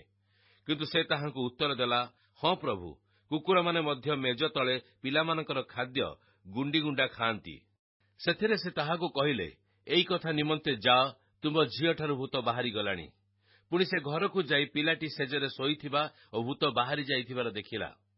ପୁନର୍ବାର ସେ ସୋର ସୀମାକୁ ପ୍ରସ୍ଥାନ କରି ସିଦୋନ ଓ ଦେକାପୋଲି ସୀମା ମଧ୍ୟ ଦେଇ ଗାଲିଲି ସମୁଦ୍ର ନିକଟକୁ ଆସିଲେ। ଆଉ ଜଣେ ଲୋକ କାଲ ଓ ଖନାକୁ ତାହାଙ୍କ ନିକଟକୁ ଆଣି ତାହା ଉପରେ ହାତ ଥୋଇବା ନିମନ୍ତେ ତାହାଙ୍କୁ ବିନତି କଲେ। ସେ ତାହାକୁ ଲୋକସମୂହ ମଧ୍ୟରୁ ଅନ୍ତର କରି ଏକାକୀ ଘେନି ଯାଇ ତାହାର ଦୁଇ କାନରେ ଆପଣା ଅଙ୍ଗୁଳି ଦେଲେ ଓ ଛେପ ପକାଇ ତାହାର ଜିଭକୁ ଛୁଇଁଲେ। ଆଉ ସ୍ୱର୍ଗ ଆଡ଼େ ଊର୍ଦ୍ଧ୍ୱଦୃଷ୍ଟି କରି ଦୀର୍ଘ ନିଶ୍ୱାସ ପକାଇ ତାହାକୁ କହିଲେ, ଇପ୍ପଥ, ଅର୍ଥାତ୍ ଫିଟିଯା। ସେଥିରେ ତାହାର କର୍ଣ୍ଣ ଉନ୍ମୁକ୍ତ ହେଲା ଓ ଜିହ୍ବାର ବନ୍ଧନ ସେଇକ୍ଷଣି ଫିଟିଗଲା। ଆଉ ସେ ସ୍ପଷ୍ଟ ରୂପେ କଥା କହିବାକୁ ଲାଗିଲା। ପୁଣି ଏ ବିଷୟ କାହାରିକି ନ କହିବା ନିମନ୍ତେ ସେ ସେମାନଙ୍କୁ ଦୃଢ଼ ଆଜ୍ଞା ଦେଲେ। ମାତ୍ର ସେ ସେମାନଙ୍କୁ ଯେତେ ନିଷେଧ କଲେ, ସେମାନେ ସେତେ ଆହୁରି ଅଧିକ ତାହା ଘୋଷଣା କଲେ। ଆଉ ଲୋକମାନେ ଅତ୍ୟନ୍ତ ଆଶ୍ଚର୍ଯ୍ୟାନ୍ୱିତ ହୋଇ କହିଲେ, ସେ ସମସ୍ତ କର୍ମ ଉତ୍ତମ ରୂପେ କରିଅଛନ୍ତି। ସେ ବଧିରମାନଙ୍କୁ ଶୁଣିବା ଶକ୍ତି ଓ ମୂକମାନଙ୍କୁ କହିବା ଶକ୍ତି ସୁଦ୍ଧା ପ୍ରଦାନ କରନ୍ତି। ମାର୍କ 8 ପର୍ବ। ସେହି ସମୟରେ ବହୁ ସଂଖ୍ୟକ ଲୋକ ପୁନର୍ବାର ଏକତ୍ରିତ ହେଲେ। ଆଉ ସେମାନଙ୍କ ପାଖରେ ଖାଦ୍ୟଦ୍ରବ୍ୟ କିଛି ନଥିବାରୁ ସେ ଶିଷ୍ୟମାନଙ୍କୁ ଡାକି ସେମାନଙ୍କୁ କହିଲେ, ଲୋକସମୂହ ପ୍ରତି ମୋର ଦୟା ହେଉଅଛି, କାରଣ ଏମାନେ 3 ଦିନ ହେଲାଣି ମୋ ସଙ୍ଗରେ ରହିଅଛନ୍ତି ଓ ଏମାନଙ୍କ ପାଖରେ କିଛି ଖାଇବାକୁ ନାହିଁ। ଯଦି ମୁଁ ସେମାନଙ୍କୁ ଅନାହାରରେ ଘରକୁ ପଠାଏ, ତାହେଲେ ବାଟରେ ସେମାନଙ୍କ ହସା ଉଡ଼ିଯିବ। ସେମାନଙ୍କ ମଧ୍ୟରୁ କେତେକ ତ ଦୂରରୁ ଆସିଅଛନ୍ତି। ଶିଷ୍ୟମାନେ ତାହାଙ୍କୁ ଉତ୍ତର ଦେଲେ, ଏଠାରେ ଏହି ନିର୍ଜନ ସ୍ଥାନରେ କିଏ କେଉଁଠାରୁ ରୋଟି ଆଣି ଏମାନଙ୍କୁ ତୃପ୍ତ କରିପାରିବ? ସେ ସେମାନଙ୍କୁ ପଚାରିଲେ, ତୁମମାନଙ୍କ ପାଖରେ କେତୋଟି ରୋଟି ଅଛି? ସେମାନେ କହିଲେ, 7ଟି। ସେଥିରେ ସେ ଲୋକସମୂହକୁ ଭୂମିରେ ବସିବାକୁ ଆଜ୍ଞା ଦେଲେ। ଆଉ ସେ ସେହି 7ଟି ରୋଟି ଘେନି ଧନ୍ୟବାଦ ଦେଇ ସେସବୁ ଭାଙ୍ଗି ପରିବେଷଣ କରିବା ନିମନ୍ତେ ଆପଣା ଶିଷ୍ୟମାନଙ୍କୁ ଦେଲେ ଓ ସେମାନେ ଲୋକସମୂହକୁ ତା ପରିବେଷଣ କଲେ। ପୁଣି ସେମାନଙ୍କ ପାଖରେ ଅଳ୍ପ କେତୋଟି ସାନ ମାଛ ଥିଲା। ସେସବୁକୁ ମଧ୍ୟ ସେ ଆଶୀର୍ବାଦ କରି ପରିବେଷଣ କରିବା ନିମନ୍ତେ କହିଲେ।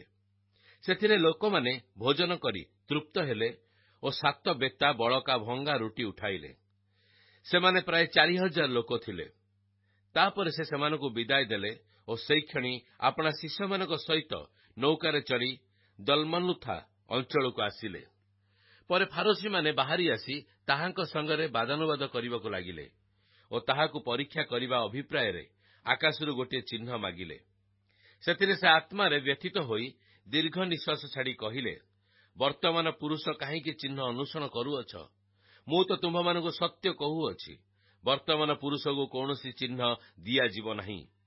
ଆଉ ସେ ସେମାନଙ୍କୁ ଛାଡ଼ି ପୁନର୍ବାର ନୌକାରେ ଚଢ଼ି ଆରପାରିକି ବାହାରିଗଲେ। ସେତେବେଳେ ଶିଷ୍ୟମାନେ ରୋଟି ନେବାକୁ ପାଶୋରି ଗଲେ। ନୌକାରେ ସେମାନଙ୍କ ପାଖରେ କେବଳ ଗୋଟିଏ ମାତ୍ର ରୋଟି ଥିଲା। ପରେ ସେ ସେମାନଙ୍କୁ ଦୃଢ଼ ଆଜ୍ଞା ଦେଲେ, ସତର୍କ ହୁଅ, ଫାରୋସୀମାନଙ୍କ ଓ ହେରୋଦଙ୍କ ଖମିରଠାରୁ ସାବଧାନ ହୋଇଥାଅ। ସେଥିରେ ସେମାନେ ପରସ୍ପର ବିତର୍କ କରି କହିବାକୁ ଲାଗିଲେ, ଆମ୍ଭମାନଙ୍କ ପାଖରେ ରୋଟି ନାହିଁ ବୋଲି ସେ ଏହା କହୁଅଛନ୍ତି। ସେ ତାହା ଜାଣି ସେମାନଙ୍କୁ କହିଲେ, ତୁମ୍ଭମାନଙ୍କ ପାଖରେ ରୋଟି ନାହିଁ ବୋଲି କାହିଁକି ପରସ୍ପର ତର୍କ ବିତର୍କ କରୁଅଛ?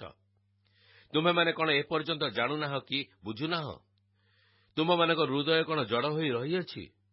ଚକ୍ଷୁ ଥାଉ ଥାଉ କି ଦେଖୁନାହ, ପୁଣି କର୍ଣ୍ଣ ଥାଉ ଥାଉ ଆଉ ଶୁଣୁନାହ?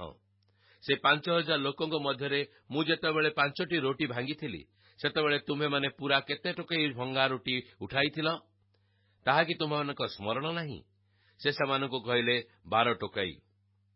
ଆଉ ସେଇ 4000 ଲୋକଙ୍କ ମଧ୍ୟରେ ମୁଁ ଯେତେବେଳେ 7ଟି ରୋଟି ଭାଙ୍ଗିଥିଲି, ସେତେବେଳେ ତୁମ୍ଭେମାନେ ପୂରା କେତେ ବେତା ଭଙ୍ଗା ଖଣ୍ଡ ଉଠାଇ ନେଇଥିଲ? ସେମାନେ କହିଲେ, 7 ବେତା। ସେଥିରେ ସେ ସେମାନଙ୍କୁ କହିଲେ, ତୁମ୍ଭେମାନେ କଣ ଏପର୍ଯ୍ୟନ୍ତ ବୁଝୁନାହ? ପରେ ସେମାନେ ବେଥସାଇଦାକୁ ଆସିଲେ। ଆଉ ଲୋକେ ଜଣେ ଅନ୍ଧକୁ ତାହାଙ୍କ ନିକଟକୁ ଆଣି ତାହାକୁ ଛୁଇଁବା ପାଇଁ ତାହାକୁ ବିନତି କଲେ। ତେଣୁ ସେ ଅନ୍ଧଟିର ହାତ ଧରି ତାହାକୁ ଗାଁ ବାହାରକୁ ଘେନିଗଲେ। ପୁଣି ତାହାର ଆଖିରେ ଛେପ ପକାଇ ଓ ତାହା ଉପରେ ହାତ ଥୋଇ ତାହାକୁ ପଚାରିଲେ, ତୁମ୍ଭେ କି କିଛି ଦେଖୁଅଛ? ସେ ଚାହିଁ କହିଲା, ମୁଁ ମନୁଷ୍ୟମାନଙ୍କୁ ଦେଖୁଅଛି, କାରଣ ମୁଁ ଗଛ ପରି କଣ ଚାଲୁଥିବା ଦେଖୁଅଛି। ତାପରେ ସେ ପୁଣି ତାହାର ଆଖିରେ ହାତ ଦେଲେ। ସେଥିରେ ସେ ସ୍ପଷ୍ଟ ରୂପେ ଦେଖିଲା ଓ ସୁସ୍ଥ ହୋଇ ଏକ ଦୃଷ୍ଟିରେ ସମସ୍ତ ବିଷୟକୁ ଚାହିଁବାକୁ ଲାଗିଲା। ପରେ ସେ ତାହାକୁ ତାହାର ଘରକୁ ପଠାଇ ଦେଇ କହିଲେ, ଏ ଗାଁ ଭିତରକୁ ସୁଦ୍ଧା ଯାଅ ନାହିଁ। ଏଥିରେ ଯୀଶୁ ଓ ତାହାଙ୍କ ଶିଷ୍ୟମାନେ କାଇସରିଆ ଫିଲିପିଆ ଅଞ୍ଚଳର ଗ୍ରାମମାନଙ୍କୁ ପ୍ରସ୍ଥାନ କଲେ। ଆଉ ପଥ ମଧ୍ୟରେ ସେ ଆପଣା ଶିଷ୍ୟମାନଙ୍କୁ ପଚାରିବାକୁ ଲାଗିଲେ, ମୁଁ କିଏ ବୋଲି ଲୋକେ କଣ କୁହନ୍ତି? ସେଥିରେ ସେମାନେ ତାହାଙ୍କୁ କହିଲେ, ବାପ୍ତିଜକ ଯୋହନ, ଆଉ କେହି କେହି କହନ୍ତି ଏଲିୟ, ଆଉ କେହି କେହି କହନ୍ତି ଭାବବାଦୀମାନଙ୍କ ମଧ୍ୟରୁ ଜଣେ। ସେ ସେମାନଙ୍କୁ ପଚାରିଲେ, ମୁଁ କିଏ ବୋଲି ତୁମେମାନେ କଣ କହୁଅଛ? ପିତର ତାହାଙ୍କୁ ଉତ୍ତର ଦେଲେ, ଆପଣ ଖ୍ରୀଷ୍ଟ। ସେଥିରେ ସେ ସେମାନଙ୍କୁ ତାହାଙ୍କ ବିଷୟରେ କାହାରିକି କିଛି ନ କହିବାକୁ ଦୃଢ଼ ରୂପେ ଆଜ୍ଞା ଦେଲେ। ଆଉ ସେ ସେମାନଙ୍କୁ ଶିକ୍ଷା ଦେବାକୁ ଲାଗିଲେ ଯେ ମନୁଷ୍ୟ ପୁତ୍ରଙ୍କୁ ଅବଶ୍ୟ ବହୁତ ଦୁଃଖ ଭୋଗ କରିବାକୁ ହେବ ଏବଂ ପ୍ରାଚୀନ ପ୍ରଧାନ ଯାଜକ ଓ ଶାସ୍ତ୍ରୀମାନଙ୍କ ଦ୍ୱାରା ଅଗ୍ରାହ୍ୟ ହୋଇ ହତ ହେବାକୁ ହେବ, ପୁଣି 3 ଦିନ ପରେ ପୁନରୁତ୍ଥାନ କରିବାକୁ ହେବ। ଏହି କଥା ସେ ସ୍ପଷ୍ଟ ରୂପେ କହିଲେ। ସେଥିରେ ପିତର ତାହାଙ୍କୁ ଗୋଟିଏ ପାଖକୁ ଘେନିଯାଇ ଅନୁଯୋଗ କରିବାକୁ ଲାଗିଲେ। କିନ୍ତୁ ସେ ବୁଲିପଡ଼ି ଆପଣା ଶିଷ୍ୟମାନଙ୍କୁ ଦେଖି ପିତରଙ୍କୁ ଅନୁଯୋଗ କରି କହିଲେ, ମୋ ଆଗରୁ ଦୂର ହୁଅ ଶୈତାନ, କାରଣ ତୁମ୍ଭେ ଈଶ୍ୱରଙ୍କ ବିଷୟ ନ ଭାବି ମନୁଷ୍ୟର ବିଷୟ ଭାବୁଅଛ।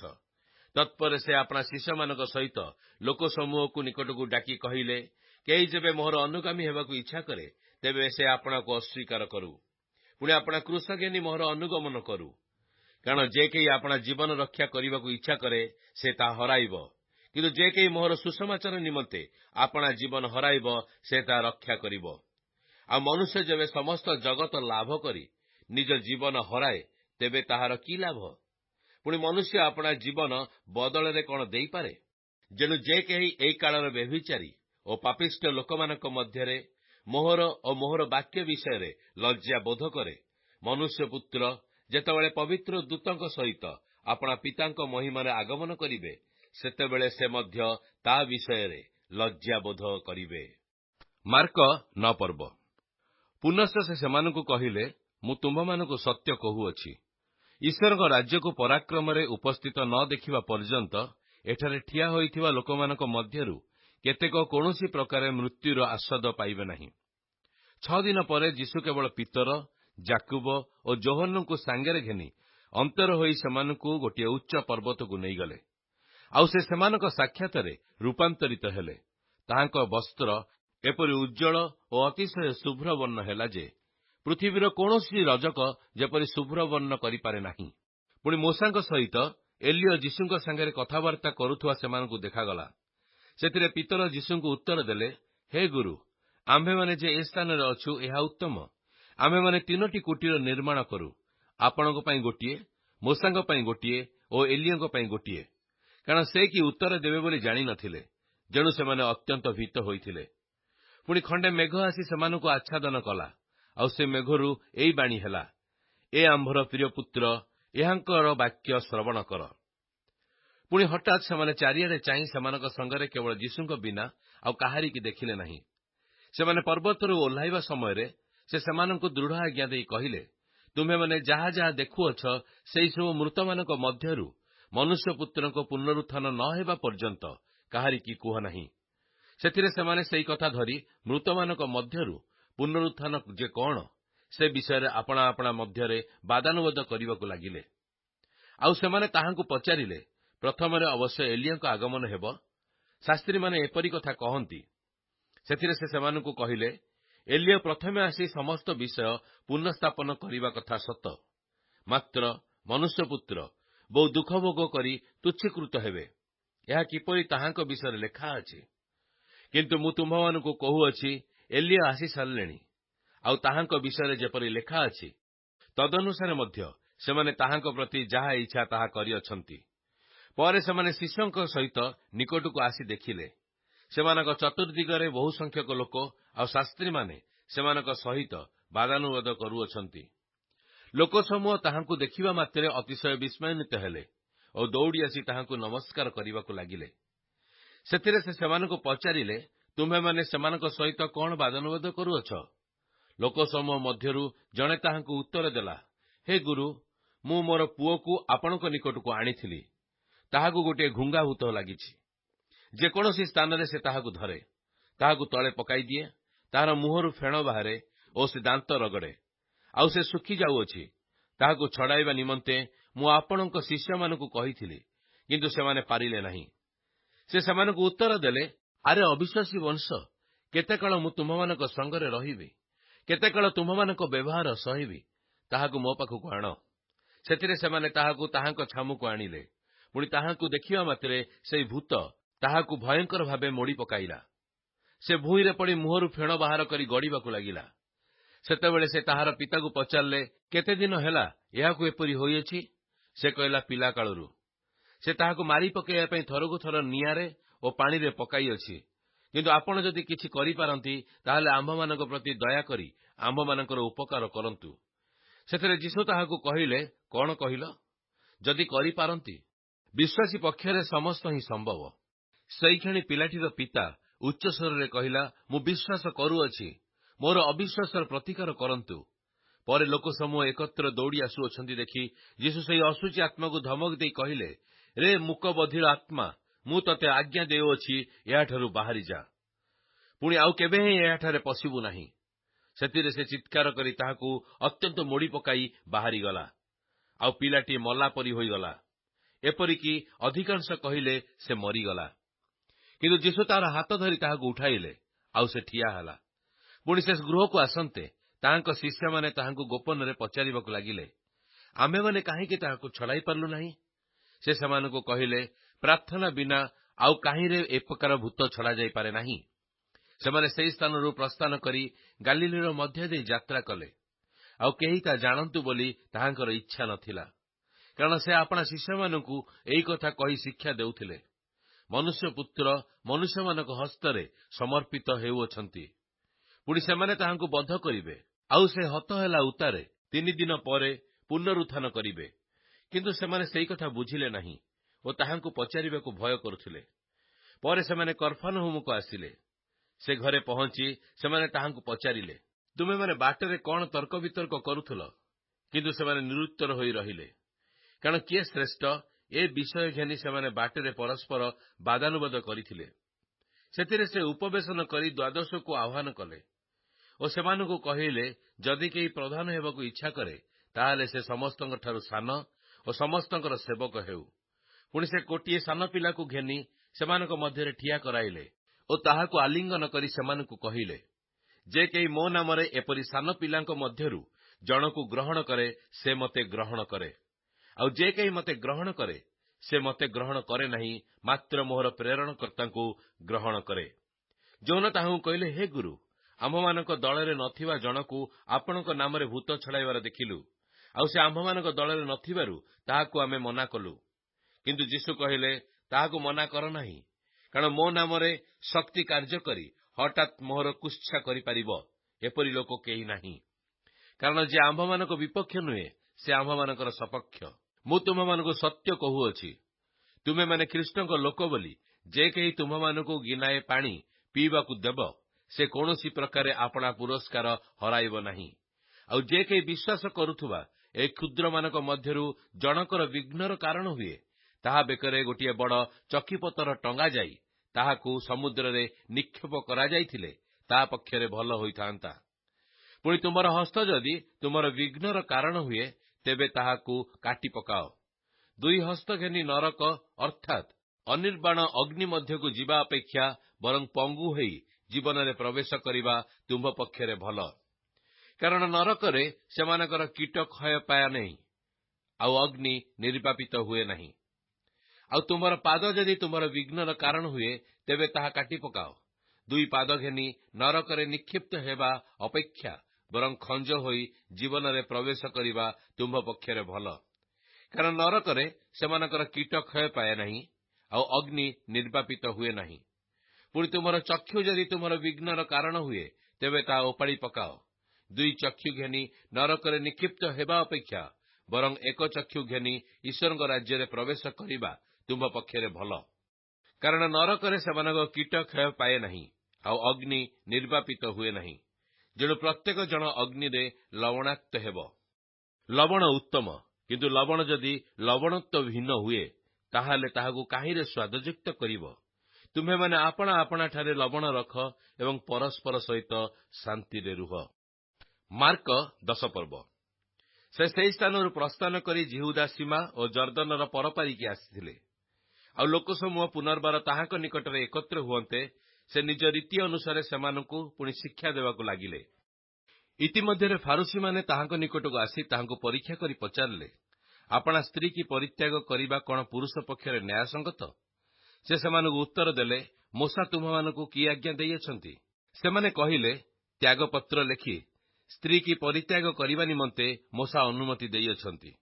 ସେଥିରେ ଯୀଶୁ ସେମାନଙ୍କୁ କହିଲେ, ତୁମ୍ଭମାନଙ୍କ ହୃଦୟର କଠିନତା ଦେଖି ସେ ତୁମ୍ଭମାନଙ୍କ ନିମନ୍ତେ ଏହି ଆଜ୍ଞା ଲିପିବଦ୍ଧ କରିଅଛନ୍ତି। କିନ୍ତୁ ସୃଷ୍ଟିର ଆରମ୍ଭରୁ ସେ ସେମାନଙ୍କୁ ପୁରୁଷ ଓ ସ୍ତ୍ରୀ କରି ସୃଷ୍ଟି କଲେ। ଏହି କାରଣରୁ ପୁରୁଷ ଆପଣା ପିତାମାତାଙ୍କୁ ପରିତ୍ୟାଗ କରିବ, ଆଉ ସେ ଦୁହେଁ ଏକାଙ୍ଗ ହେବେ। ଏଣୁ ସେମାନେ ଆଉ ଦୁଇ ନୁହନ୍ତି, କିନ୍ତୁ ଏକାଙ୍ଗ ଅଟନ୍ତି। ଅତଏବ ଈଶ୍ୱର ଯାହା ସଂଯୁକ୍ତ କରିଅଛନ୍ତି, ମନୁଷ୍ୟ ତାହା ବିଭିନ୍ନ ନ କରୁ। ପରେ ଶିଷ୍ୟମାନେ ଘରେ ତାହାଙ୍କୁ ଏ ବିଷୟରେ ପୁନର୍ବାର ପଚାରିବାକୁ ଲାଗିଲେ। ସେଥିରେ ସେ ସେମାନଙ୍କୁ କହିଲେ, ଯେ କେହି ଆପଣା ସ୍ତ୍ରୀ କି ପରିତ୍ୟାଗ କରି ଅନ୍ୟକୁ ବିବାହ କରେ, ସେ ତା ବିରୁଦ୍ଧରେ ବ୍ୟଭିଚାର କରେ।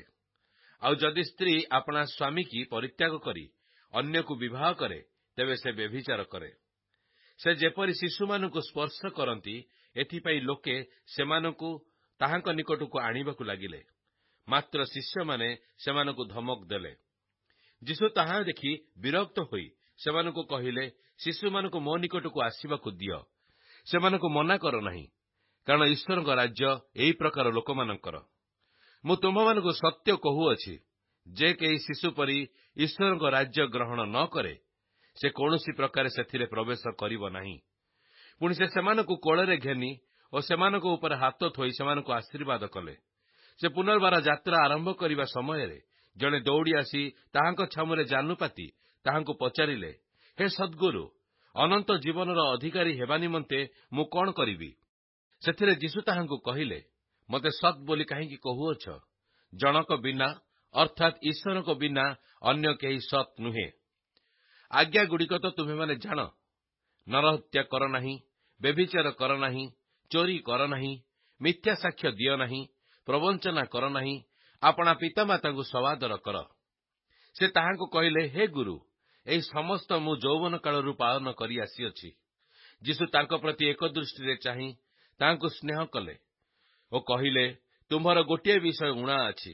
ତୁମେ ଯାଇ ଆପଣାର ସର୍ବସ୍ୱ ବିକ୍ରୟ କରି ଦରିଦ୍ରମାନଙ୍କୁ ଦାନ କର, ଆଉ ତୁମ୍ଭେ ସ୍ୱର୍ଗରେ ଧନ ପାଇବ। ପୁଣି ଆସି ମୋହର ଅନୁଗମନ କର। କିନ୍ତୁ ଏ କଥାରେ ତାଙ୍କର ମୁଖ ମଳିନ ହୋଇଗଲା ଓ ସେ ଦୁଃଖିତ ହୋଇ ଚାଲିଗଲେ, କାରଣ ତାଙ୍କର ବହୁତ ସମ୍ପତ୍ତି ଥିଲା। ସେଥିରେ ଯୀଶୁ ଚତୁର୍ଦ୍ଦିଗକୁ ଦୃଷ୍ଟିପାତ କରି ଆପଣା ଶିଷ୍ୟମାନଙ୍କୁ କହିଲେ, ଯେଉଁମାନଙ୍କର ଧନ ଅଛି, ସେମାନେ କେଡ଼େ କଷ୍ଟରେ ଈଶ୍ୱରଙ୍କ ରାଜ୍ୟରେ ପ୍ରବେଶ କରିବେ। ତାହାଙ୍କ କଥା ଶୁଣି ଶିଷ୍ୟମାନେ ବିସ୍ମୟାନ୍ୱିତ ହେଲେ। କିନ୍ତୁ ଯୀଶୁ ପୁନର୍ବାର ସେମାନଙ୍କୁ ଉତ୍ତର ଦେଲେ, ବତ୍ସ୍ୟଗଣ, ଈଶ୍ୱରଙ୍କ ରାଜ୍ୟରେ ପ୍ରବେଶ କରିବା କେଡ଼େ କଷ୍ଟକର। ଈଶ୍ୱରଙ୍କ ରାଜ୍ୟରେ ଧନୀ ଲୋକର ପ୍ରବେଶ କରିବା ଅପେକ୍ଷା ବରଂ ସୂଚିର ଛିଦ୍ର ଦେଇ ଓଟର ଯିବା ସହଜ। ଏଥିରେ ସେମାନେ ଆଶ୍ଚର୍ଯ୍ୟାନ୍ୱିତ ହେଲେ। ପରସ୍ପରକୁ କହିଲେ, ତେବେ କିଏ ପରିତ୍ରାଣ ପାଇପାରେ? ଯୀଶୁ ସେମାନଙ୍କୁ ଏକ ଦୃଷ୍ଟିରେ ଚାହିଁ କହିଲେ, ଏହା ମନୁଷ୍ୟର ଅସାଧ୍ୟ, କିନ୍ତୁ ଈଶ୍ୱରଙ୍କର ନୁହେଁ, କାରଣ ଈଶ୍ୱରଙ୍କର ସମସ୍ତ ସାଧ୍ୟ। ପିତର ତାହାଙ୍କୁ କହିବାକୁ ଲାଗିଲେ, ଦେଖନ୍ତୁ, ଆମ୍ଭେମାନେ ସମସ୍ତ ପରିତ୍ୟାଗ କରି ଆପଣଙ୍କ ଅନୁଗାମୀ ହୋଇଅଛୁ।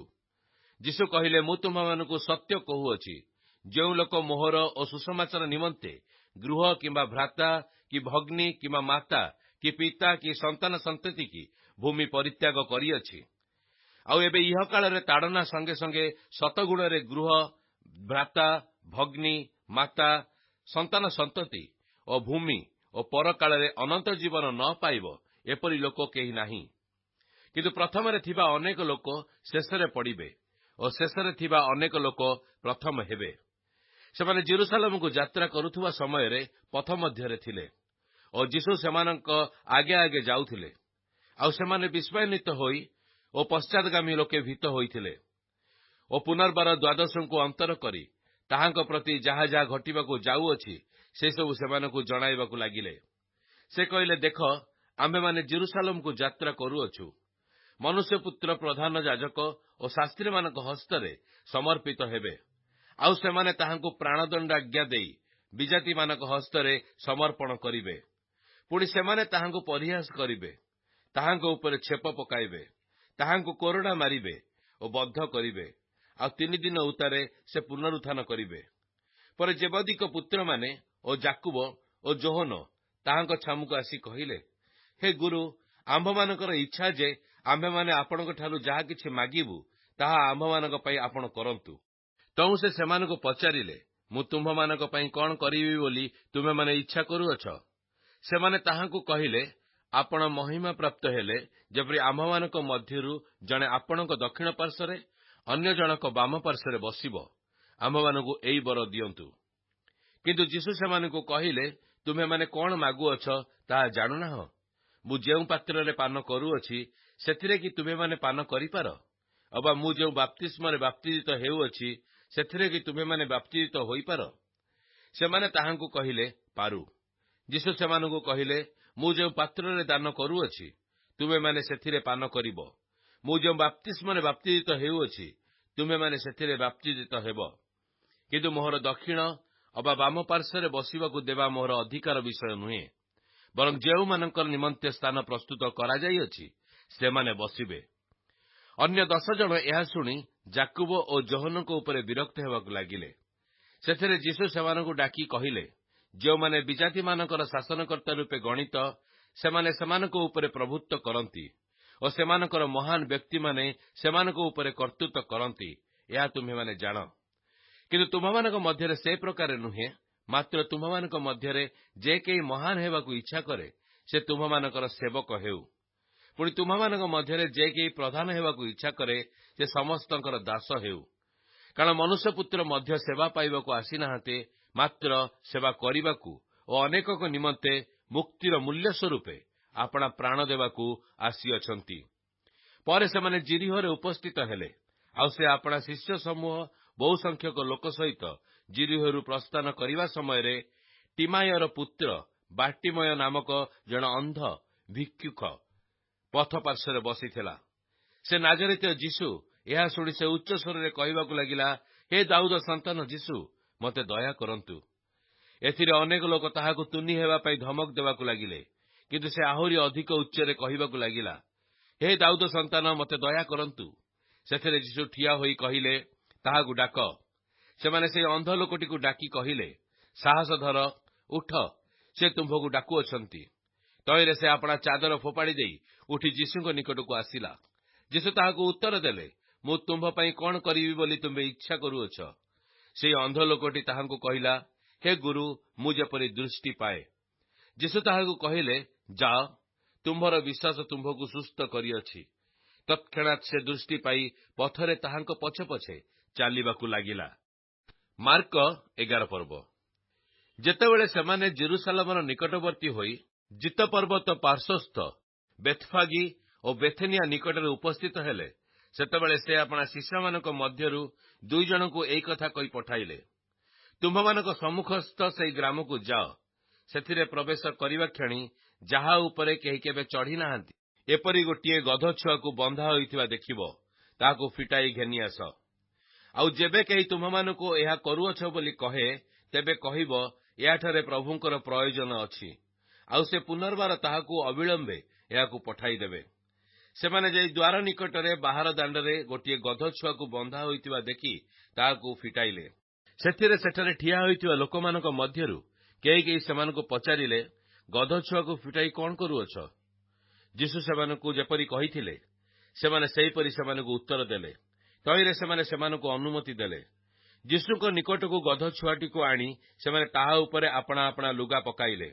ଆଉ ସେ ତାହା ଉପରେ ବସିଲେ। ପୁଣି ଅନେକ ପଥରେ ଆପଣା ଆପଣା ଲୁଗା ବିଛାଇଲେ। ଅନ୍ୟମାନେ କ୍ଷେତରୁ ଡାଳ କାଟି ଆଣି ବିଛାଇଲେ। ଓ ଆଗରେ ଓ ପଛରେ ଯାଉଥିବା ଲୋକମାନେ ଉଚ୍ଚ ସ୍ୱରରେ କହିବାକୁ ଲାଗିଲେ, ହୋଶାନା, ପ୍ରଭୁଙ୍କ ନାମରେ ଯେ ଆସୁଅଛନ୍ତି ସେ ଧନ୍ୟ। ଆମ୍ଭମାନଙ୍କ ପିତୃପୁରୁଷ ଦାଉଦଙ୍କର ଯେଉଁ ରାଜ୍ୟ ଆସୁଅଛି ତାହା ଧନ୍ୟ। ଊର୍ଦ୍ଧ୍ୱ ଲୋକରେ ହୋଶାନା। ପରେ ସେ ଜେରୁସାଲେମକୁ ଆସି ମନ୍ଦିରରେ ପ୍ରବେଶ କଲେ। ପୁଣି ଚତୁର୍ଦିଗସ୍ଥ ସମସ୍ତ ବିଷୟ ନିରୀକ୍ଷଣ କରି ସନ୍ଧ୍ୟା ହୋଇଯିବାରୁ 12ଙ୍କ ସହିତ ବେଥେନିଆକୁ ବାହାରିଗଲେ। ତହିଁଆର ଦିନ ସେମାନେ ବେଥେନିଆରୁ ଆସିବା ସମୟରେ ସେ କ୍ଷୁଧିତ ହେଲେ। ଆଉ ସେ ଦୂରରୁ ପତ୍ର ଥିବା ଗୋଟିଏ ଡିମ୍ବିରି ଗଛ ଦେଖି କେଜାଣି ସେଥିରୁ ଫଳ ପାଇବେ, ଏଇ ଆଶାରେ ତା ପାଖକୁ ଗଲେ। କିନ୍ତୁ ପାଖକୁ ଆସି ସେ ପତ୍ର ବିନା ଆଉ କିଛି ପାଇଲେ ନାହିଁ, କାରଣ ସେତେବେଳେ ଡିମ୍ବିରି ଫଳର ସମୟ ନଥିଲା। ସେଥିରେ ସେ ତାହାକୁ କହିଲେ, ଆଉ କେବେ କେହି ତୋଠାରୁ ଫଳ ନ ଖାଉ। ତାଙ୍କ ଶିଷ୍ୟମାନେ ଏଇ କଥା ଶୁଣିଲେ। ତାପରେ ସେମାନେ ଜେରୁସାଲେମକୁ ଆସିଲେ। ଆଉ ସେ ମନ୍ଦିରରେ ପ୍ରବେଶ କରି ସେ ସ୍ଥାନରେ କ୍ରୟ ବିକ୍ରୟ କରୁଥିବା ଲୋକମାନଙ୍କୁ ବାହାର କରିଦେବାକୁ ଲାଗିଲେ। ପୁଣି ମୁଦ୍ରା ବ୍ୟବସାୟୀମାନଙ୍କର ମେଜ ଓ କାପ୍ତା ବ୍ୟବସାୟୀମାନଙ୍କର ଆସନ ଓଲଟାଇ ପକାଇଲେ। ଆଉ ମନ୍ଦିର ମଧ୍ୟ ଦେଇ କାହାରି କୌଣସି ପାତ୍ର ଘେନିଯିବାକୁ ଅନୁମତି ଦେଲେ ନାହିଁ। ପୁଣି ସେ ସେମାନଙ୍କୁ ଶିକ୍ଷା ଦେଉ ଦେଉ କହିଲେ, ଏହା କଣ ଲେଖା ନାହିଁ, ଆମ୍ଭର ଗୃହ ସମସ୍ତ ଜାତି ନିମନ୍ତେ ପ୍ରାର୍ଥନା ଗୃହ ବୋଲି ବିଖ୍ୟାତ ହେବ, କିନ୍ତୁ ତୁମେମାନେ ତାହାକୁ ଦସ୍ୟୁମାନଙ୍କ ଗହ୍ୱର କରିଅଛ। ପ୍ରଧାନ ଯାଜକ ଓ ଶାସ୍ତ୍ରୀମାନେ ଏହା ଶୁଣି ତାହାଙ୍କୁ କି ପ୍ରକାରେ ବିନାଶ କରିପାରନ୍ତି ତାହା ଚେଷ୍ଟା କରିବାକୁ ଲାଗିଲେ, କାରଣ ଲୋକସମୂହ ତାହାଙ୍କ ଶିକ୍ଷାରେ ଆଶ୍ଚର୍ଯ୍ୟାନ୍ୱିତ ହେବାରୁ ସେମାନେ ତାହାଙ୍କୁ ଭୟ କରୁଥିଲେ। ପ୍ରତିଦିନ ସନ୍ଧ୍ୟା ସମୟରେ ସେମାନେ ନଗରରୁ ବାହାରି ଯାଉଥିଲେ। ସକାଳେ ସେହି ବାଟ ଦେଇ ଯିବା ସମୟରେ ସେମାନେ ଡିମ୍ବିରି ବୁଗୁଳଟି ଶୁଖିଯାଇଥିବା ଦେଖିଲେ। ସେଥିରେ ପିତର ପୂର୍ବ କଥା ସ୍ମରଣ କରି ତାହାଙ୍କୁ କହିଲେ, ହେ ଗୁରୁ, ଦେଖନ୍ତୁ, ଆପଣ ଯେଉଁ ଡିମ୍ବିରି ଗଛକୁ ଶାପ ଦେଇଥିଲେ ତାହା ଶୁଖିଗଲାଣି। ଯୀଶୁ ସେମାନଙ୍କୁ ଉତ୍ତର ଦେଲେ, ଈଶ୍ୱରଙ୍କଠାରେ ବିଶ୍ୱାସ ରଖ। ମୁଁ ତୁମମାନଙ୍କୁ ସତ୍ୟ କହୁଅଛି, ଯେ କେହି ଏହି ପର୍ବତକୁ ତୁ ଉଠି ସମୁଦ୍ରରେ ଯାଇ ପଡ଼ ବୋଲି କହିବ, ଆଉ ଆପଣା ହୃଦୟରେ ସନ୍ଦେହ ନ କରି ଯାହା କହୁଅଛି ତାହା ଘଟିବ ବୋଲି ବିଶ୍ୱାସ କରିବ, ତା ନିମନ୍ତେ ତାହା ଘଟିବ। ଅତଏବ ମୁଁ ତୁମମାନଙ୍କୁ କହୁଅଛି, ତୁମେମାନେ ଯାହା ଯାହା ପ୍ରାର୍ଥନା କର ଓ ମାଗ, ସେସବୁ ପାଇଅଛ ବୋଲି ବିଶ୍ୱାସ କର, ସେଥିରେ ସେସବୁ ପାଇବ। ପୁଣି ତୁମେମାନେ ଯେକୌଣସି ସମୟରେ ପ୍ରାର୍ଥନା କରିବାକୁ ଠିଆ ହୁଅ, ଯଦି କାହାରି ବିରୁଦ୍ଧରେ ତୁମମାନଙ୍କର କିଛି କଥା ଥାଏ, ତାହାହେଲେ କ୍ଷମା କର, ଯେପରି ତୁମମାନଙ୍କର ସ୍ୱର୍ଗସ୍ଥ ପିତା ମଧ୍ୟ ତୁମମାନଙ୍କର ଅପରାଧ ସବୁ କ୍ଷମା କରିବେ। କିନ୍ତୁ ତୁମେମାନେ ଯେବେ କ୍ଷମା ନ କର, ତେବେ ତୁମମାନଙ୍କର ସ୍ୱର୍ଗସ୍ଥ ପିତା ମଧ୍ୟ ତୁମମାନଙ୍କର ଅପରାଧ ସବୁ କ୍ଷମା କରିବେ ନାହିଁ। ପରେ ସେମାନେ ପୁନର୍ବାର ଜେରୁସାଲେମକୁ ଆସିଲେ। ଆଉ ସେ ମନ୍ଦିର ମଧ୍ୟରେ ଭ୍ରମଣ କରୁଥିବା ସମୟରେ ପ୍ରଧାନ ଯାଜକ, ଶାସ୍ତ୍ରୀ ଓ ପ୍ରାଚୀନ ବର୍ଗ ତାହାଙ୍କ ନିକଟକୁ ଆସି ପଚାରିଲେ, ତୁମେ କେଉଁ ଅଧିକାରରେ ଏ ସମସ୍ତ କରୁଅଛ? ଅବା ଏହାସବୁ କରିବାକୁ ତୁମକୁ କିଏ ଏହି ଅଧିକାର ଦେଲା? କିନ୍ତୁ ଯୀଶୁ ସେମାନଙ୍କୁ କହିଲେ, ମୁଁ ତୁମ୍ଭମାନଙ୍କୁ ଗୋଟିଏ କଥା ପଚାରିବି, ମୋତେ ଉତ୍ତର ଦିଅ। ତାହାହେଲେ ମୁଁ କେଉଁ ଅଧିକାରରେ ଏ ସମସ୍ତ କରୁଅଛି ତାହା ତୁମ୍ଭମାନଙ୍କୁ କହିବି। ଯୋହନଙ୍କର ବାପ୍ତିସ୍ମ ସ୍ୱର୍ଗରୁ ନା ମନୁଷ୍ୟଠାରୁ ହେଲା? ମୋତେ ଉତ୍ତର ଦିଅ। ସେଥିରେ ସେମାନେ ପରସ୍ପର ତର୍କ ବିତର୍କ କରି କହିବାକୁ ଲାଗିଲେ, ଯଦି ସ୍ୱର୍ଗରୁ ବୋଲି କହିବୁ, ତାହାହେଲେ ସେ କହିବେ, ତେବେ ତୁମେମାନେ କାହିଁକି ତାହାଙ୍କୁ ବିଶ୍ୱାସ କଲ ନାହିଁ? ଅବା ମନୁଷ୍ୟଠାରୁ ବୋଲି କହିବା କଣ? ସେମାନେ ଲୋକସମୂହକୁ ଭୟ କରୁଥିଲେ, କାରଣ ସମସ୍ତେ ଯୋହନଙ୍କୁ ପ୍ରକୃତରେ ଜଣେ ଭାବବାଦୀ ବୋଲି ମାନୁଥିଲେ। ଏଣୁ ସେମାନେ ଯୀଶୁଙ୍କୁ ଉତ୍ତର ଦେଲେ, ଆମ୍ଭେମାନେ ଜାଣୁନାହୁଁ। ଯୀଶୁ ସେମାନଙ୍କୁ କହିଲେ, ତେବେ ମୁଁ କେଉଁ ଅଧିକାରରେ ଏ ସମସ୍ତ କରୁଅଛି, ତାହା ମୁଁ ମଧ୍ୟ ତୁମ୍ଭମାନଙ୍କୁ କହିବି ନାହିଁ। ମାର୍କ 12 ପର୍ବ। ଏ ଉତ୍ତାରେ ସେ ସେମାନଙ୍କୁ ଦୃଷ୍ଟାନ୍ତରେ କହିବାକୁ ଲାଗିଲେ, ଜଣେ ବ୍ୟକ୍ତି ଗୋଟିଏ ଦ୍ରାକ୍ଷାକ୍ଷେତ୍ର କରି ତାର ଚାରିଆଡ଼େ ବାଡ଼ ଦେଲେ ଓ ଦ୍ରାକ୍ଷାକୁଣ୍ଡ ଖୋଳି ପ୍ରହରୀ ଗୃହ ନିର୍ମାଣ କଲେ। ପୁଣି କୃଷକମାନଙ୍କୁ ସେହି କ୍ଷେତ ଭାଗ ଦେଇ ବିଦେଶକୁ ଗମନ କଲେ। ପରେ କୃଷକମାନଙ୍କଠାରୁ ଦ୍ରାକ୍ଷାକ୍ଷେତ୍ରର ଫଳରୁ ଭାଗ ପାଇବା ନିମନ୍ତେ ସେ ଜଣେ ଦାସକୁ ଉପଯୁକ୍ତ ସମୟରେ ସେମାନଙ୍କ ନିକଟକୁ ପଠାଇଲେ। କିନ୍ତୁ ସେମାନେ ତାହାକୁ ଧରି ପ୍ରହାର କଲେ ଓ ଶୂନ୍ୟ ହସ୍ତରେ ଫେରାଇଦେଲେ। ସେ ପୁଣି ସେମାନଙ୍କ ନିକଟକୁ ଆଉ ଜଣେ ଦାସକୁ ପଠାଇଲେ। ସେମାନେ ତାହାର ମଧ୍ୟ ମୁଣ୍ଡ ଫଟାଇଦେଲେ ଓ ତାହାକୁ ଅପମାନ କଲେ। ସେ ଆଉ ଜଣକୁ ପଠାଇଲେ। ସେମାନେ ତାହାକୁ ମଧ୍ୟ ବଧ କଲେ। ସେଥିରେ ସେ ଆହୁରି ଲୋକମାନଙ୍କୁ ପଠାଇଲେ। ସେମାନଙ୍କ ମଧ୍ୟରୁ କେତେକଙ୍କୁ ସେମାନେ ପ୍ରହାର କଲେ ଓ କେତେକଙ୍କୁ ବଧ କଲେ। ତାଙ୍କ ନିକଟରେ ଜଣେ ମାତ୍ର ରହିଲେ, ସେ ତାଙ୍କର ପ୍ରିୟ ପୁତ୍ର।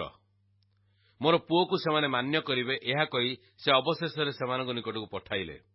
ମାତ୍ର ସେ କୃଷକମାନେ ପରସ୍ପର କହିଲେ, ଏ ତ ଉତ୍ତରାଧିକାରୀ, ଆସ ଏହାକୁ ବଧ କରିବା, ତାହେଲେ ଅଧିକାର ଆମ୍ଭମାନଙ୍କର ହେବ। ସେଥିରେ ସେମାନେ ତାହାଙ୍କୁ ଧରି ବଧ କଲେ ଓ ଦ୍ରାକ୍ଷାକ୍ଷେତ୍ରର ବାହାରେ ପକାଇଦେଲେ। ତେବେ ଦ୍ରାକ୍ଷାକ୍ଷେତ୍ରର କର୍ତ୍ତା କଣ କରିବେ? ସେ ଆସି କୃଷକମାନଙ୍କୁ ବିନାଶ କରିବେ ଓ ଅନ୍ୟମାନଙ୍କୁ ଦ୍ରାକ୍ଷାକ୍ଷେତ୍ର ଦେବେ। ତୁମେମାନେ ସେହି ଧର୍ମଶାସ୍ତ୍ରର ଏହି ବାକ୍ୟ ମଧ୍ୟ ପାଠ କରିନାହ। ଗୃହ ନିର୍ମାଣକାରୀମାନେ ଯେଉଁ ପ୍ରସ୍ତରକୁ ଅଗ୍ରାହ୍ୟ କଲେ, ତାହା କୋଣର ପ୍ରଧାନ ପ୍ରସ୍ତର ହେଲା। ପ୍ରଭୁଙ୍କଠାରୁ ଏହା ହେଲା, ଆଉ ତାହା ଆମ୍ଭମାନଙ୍କ ଦୃଷ୍ଟିରେ ଆଶ୍ଚର୍ଯ୍ୟଜନକ। ଏଥିରେ ସେମାନେ ତାହାଙ୍କୁ ଧରିବାକୁ ଚେଷ୍ଟା କଲେ, କିନ୍ତୁ ସେମାନେ ଲୋକସମୂହକୁ ଭୟ କଲେ, କାରଣ ସେହି ଦୃଷ୍ଟାନ୍ତ ସେମାନଙ୍କୁ ଲକ୍ଷ୍ୟ କରି କହିଥିଲେ ବୋଲି ସେମାନେ ବୁଝିଲେ। ଆଉ ସେମାନେ ତାହାଙ୍କୁ ପରିତ୍ୟାଗ କରି ଚାଲିଗଲେ। ପରେ ତାହାଙ୍କ କଥାର ଛିଦ୍ର ଧରିବା ନିମନ୍ତେ ସେମାନେ ଫାରୁସୀ ଓ ହିରୋଦୀୟମାନଙ୍କ ମଧ୍ୟରୁ କେତେକଙ୍କୁ ତାହାଙ୍କ ପାଖକୁ ପଠାଇଲେ। ସେମାନେ ଆସି ତାହାଙ୍କୁ କହିଲେ, ହେ ଗୁରୁ, ଆମ୍ଭେମାନେ ଜାଣୁ, ଆପଣ ସତ୍ୟ ଓ କାହାରିକି ଭୟ କରନ୍ତି ନାହିଁ, କାରଣ ଆପଣ ମନୁଷ୍ୟର ମୁଖାପେକ୍ଷା କରନ୍ତି ନାହିଁ, ମାତ୍ର ସତ୍ୟ ରୂପେ ଈଶ୍ୱରଙ୍କ ମାର୍ଗ ଶିକ୍ଷା ଦିଅନ୍ତି। କାଇସରଙ୍କୁ କର ଦେବା ବିଧିସଙ୍ଗତ କି ନା, ଆମ୍ଭେମାନେ ଦେବା କି ନାହିଁ? କିନ୍ତୁ ସେ ସେମାନଙ୍କର କପଟତା ଜାଣି ସେମାନଙ୍କୁ କହିଲେ, କାହିଁକି ମୋତେ ପରୀକ୍ଷା କରୁଅଛ? ଗୋଟିଏ ଅଧୁଲି ମୋ ପାଖକୁ ଆଣ, ମୁଁ ତାହା ଦେଖେ। ତହିଁରେ ସେମାନେ ତାହା ଆଣିଲେ। ସେ ସେମାନଙ୍କୁ ପଚାରିଲେ, ଏହି ମୂର୍ତ୍ତି ଓ ନାମ କାହାର? ସେମାନେ ତାହାଙ୍କୁ କହିଲେ, କାଇସରଙ୍କର।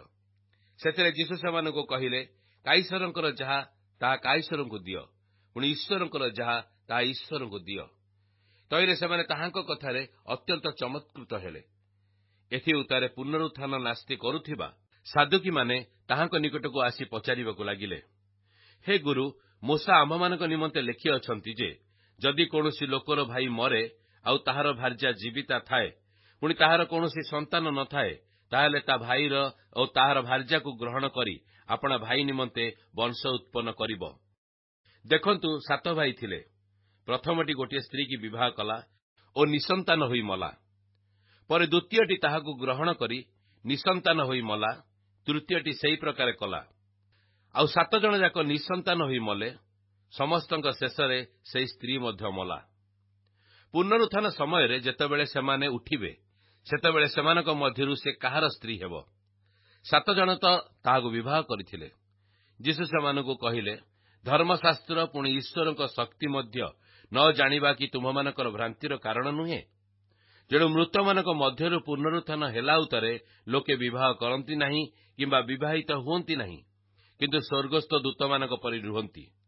ମାତ୍ର ମୃତମାନେ ଯେ ଉତ୍ଥିତ ହୁଅନ୍ତି, ସେ ସମ୍ବନ୍ଧରେ ତୁମେମାନେ କି ମୂଷାଙ୍କ ଶାସ୍ତ୍ରରେ ବୁଦାର ବୃତ୍ତାନ୍ତରେ ପାଠ କରିନାହଁ ଯେ, ଈଶ୍ୱର କିପରି ତାହାଙ୍କୁ କହିଲେ, ଆମ୍ଭେ ଅବ୍ରାହମଙ୍କର ଈଶ୍ୱର, ଇସାହାକଙ୍କର ଈଶ୍ୱର ଓ ଯାକୁବଙ୍କର ଈଶ୍ୱର। ସେ ମୃତମାନଙ୍କର ଈଶ୍ୱର ନୁହନ୍ତି, ମାତ୍ର ଜୀବିତମାନଙ୍କର ଈଶ୍ୱର। ତୁମେମାନେ ବଡ଼ ଭ୍ରାନ୍ତ ହେଉଅଛ। ସେତେବେଳେ ଶାସ୍ତ୍ରୀମାନଙ୍କ ମଧ୍ୟରୁ ଜଣେ ପାଖକୁ ଆସି ସେମାନଙ୍କ ବାଦାନୁବାଦ ଶୁଣି ସେ ଯେ ସେମାନଙ୍କୁ ଯଥାର୍ଥ ଉତ୍ତର ଦେଇଛନ୍ତି, ଏହା ଜାଣି ତାହାଙ୍କୁ ପଚାରିଲେ, ସମସ୍ତ ଆଜ୍ଞା ମଧ୍ୟରେ କି ପ୍ରକାର ଆଜ୍ଞା ପ୍ରଧାନ? ଯୀଶୁ ଉତ୍ତର ଦେଲେ, ପ୍ରଧାନ ଆଜ୍ଞା ଏହି, ହେ ଇସ୍ରାଏଲ, ଶୁଣ, ପ୍ରଭୁ ଆମ୍ଭମାନଙ୍କର ଈଶ୍ୱର ଏକମାତ୍ର ପ୍ରଭୁ ଅଟନ୍ତି।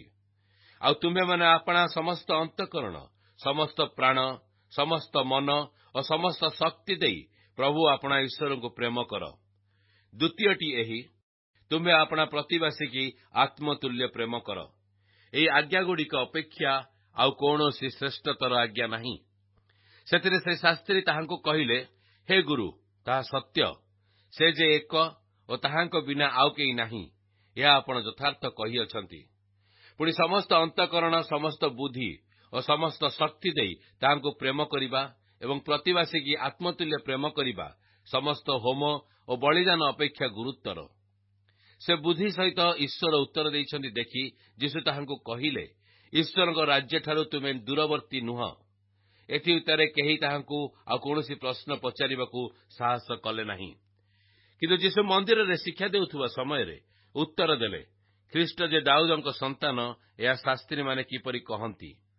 ସ୍ୱୟଂ ଦାଉଦ ପବିତ୍ର ଆତ୍ମାଙ୍କ ଦ୍ୱାରା ଆବିଷ୍ଟ ହୋଇ କହିଥିଲେ, ପ୍ରଭୁ ମୋହର ପ୍ରଭୁଙ୍କୁ କହିଲେ, ଆମ୍ଭେ ଯେପର୍ଯ୍ୟନ୍ତ ତୁମ୍ଭର ଶତ୍ରୁମାନଙ୍କୁ ତୁମ୍ଭ ପାଦ ତଳେ ରଖିନାହୁଁ, ସେ ପର୍ଯ୍ୟନ୍ତ ଆମ୍ଭର ଦକ୍ଷିଣରେ ବସିଥାଅ।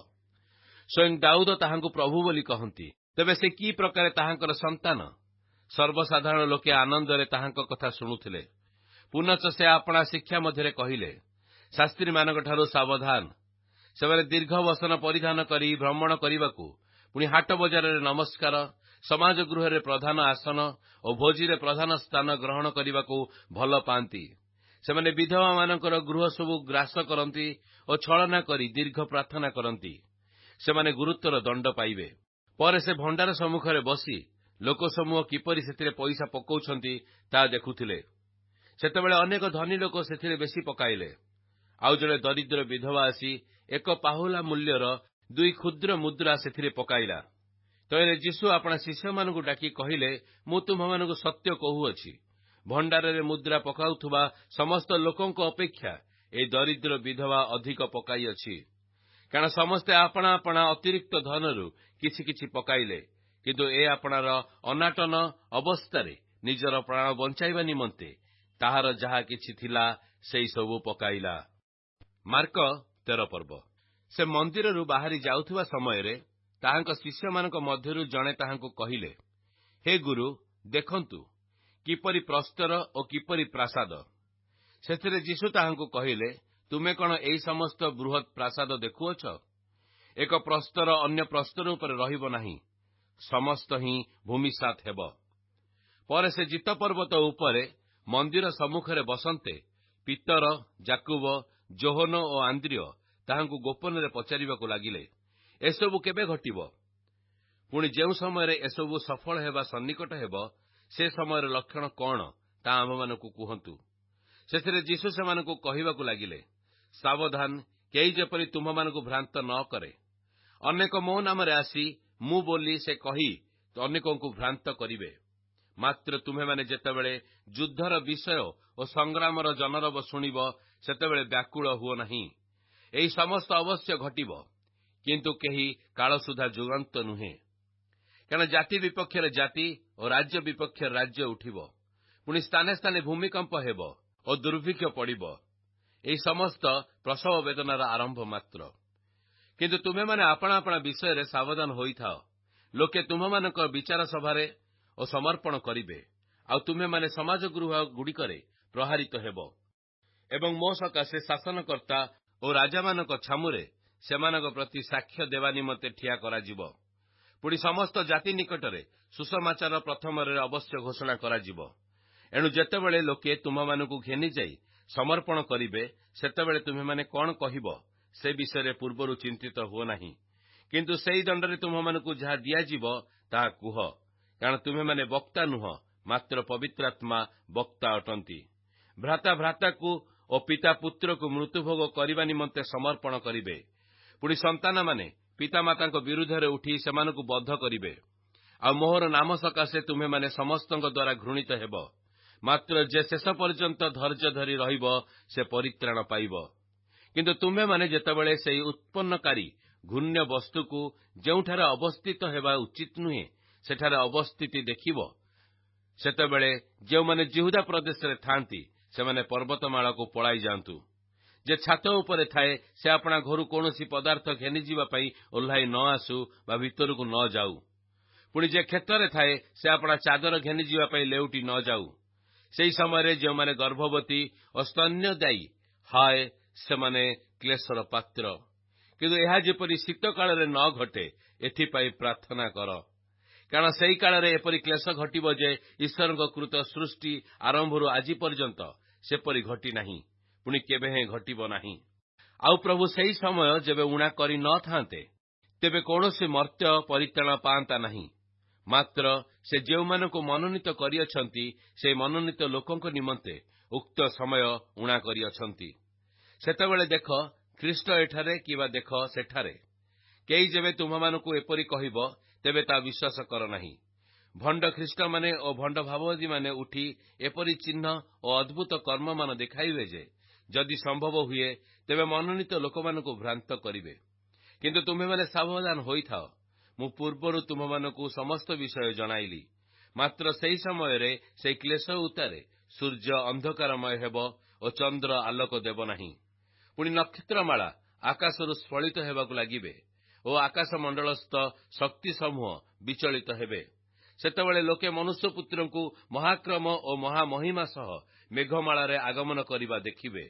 ସେ ସମୟରେ ସେ ଦୂତମାନଙ୍କୁ ପ୍ରେରଣ କରି ପୃଥିବୀର ଶେଷ ସୀମାରୁ ଆକାଶର ଶେଷ ସୀମା ପର୍ଯ୍ୟନ୍ତ ଚତୁର୍ଦିଗରୁ ଆପଣା ମନୋନୀତ ଲୋକମାନଙ୍କୁ ଏକତ୍ର କରିବେ। ଡିମ୍ବିରି ବୃକ୍ଷରୁ ଦୃଷ୍ଟାନ୍ତ ଶିକ୍ଷା କର। ଯେତେବେଳେ ତାହାର ଶାଖା ସରସ ହୋଇ ପଲ୍ଲବିତ ହୁଏ, ସେତେବେଳେ ଗ୍ରୀଷ୍ମକାଳ ସନ୍ନିକଟ ବୋଲି ତୁମ୍ଭେମାନେ ଜାଣିଥାଅ। ସେହିପରି ତୁମ୍ଭେମାନେ ମଧ୍ୟ ଏହି ସମସ୍ତ ଘଟଣା ଦେଖିଲେ ଦ୍ୱାରର ସନ୍ନିକଟ ଏହା ଜାଣ।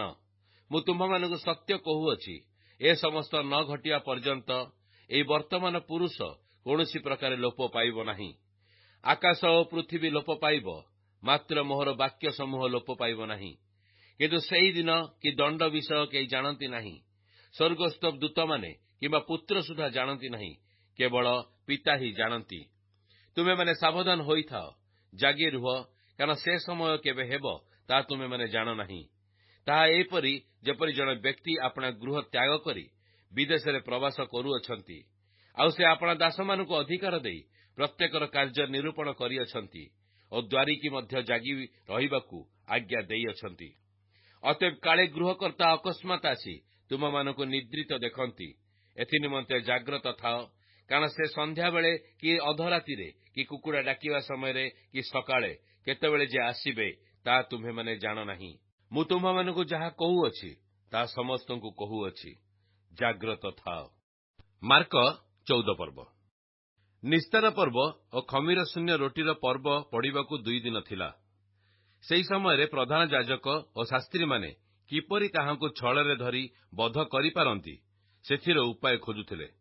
କାରଣ ସେମାନେ କହିଲେ, ପର୍ବ ସମୟରେ ନୁହେଁ, କାଳେ ଲୋକଙ୍କ ମଧ୍ୟରେ ଗଣ୍ଡଗୋଳ ହେବ।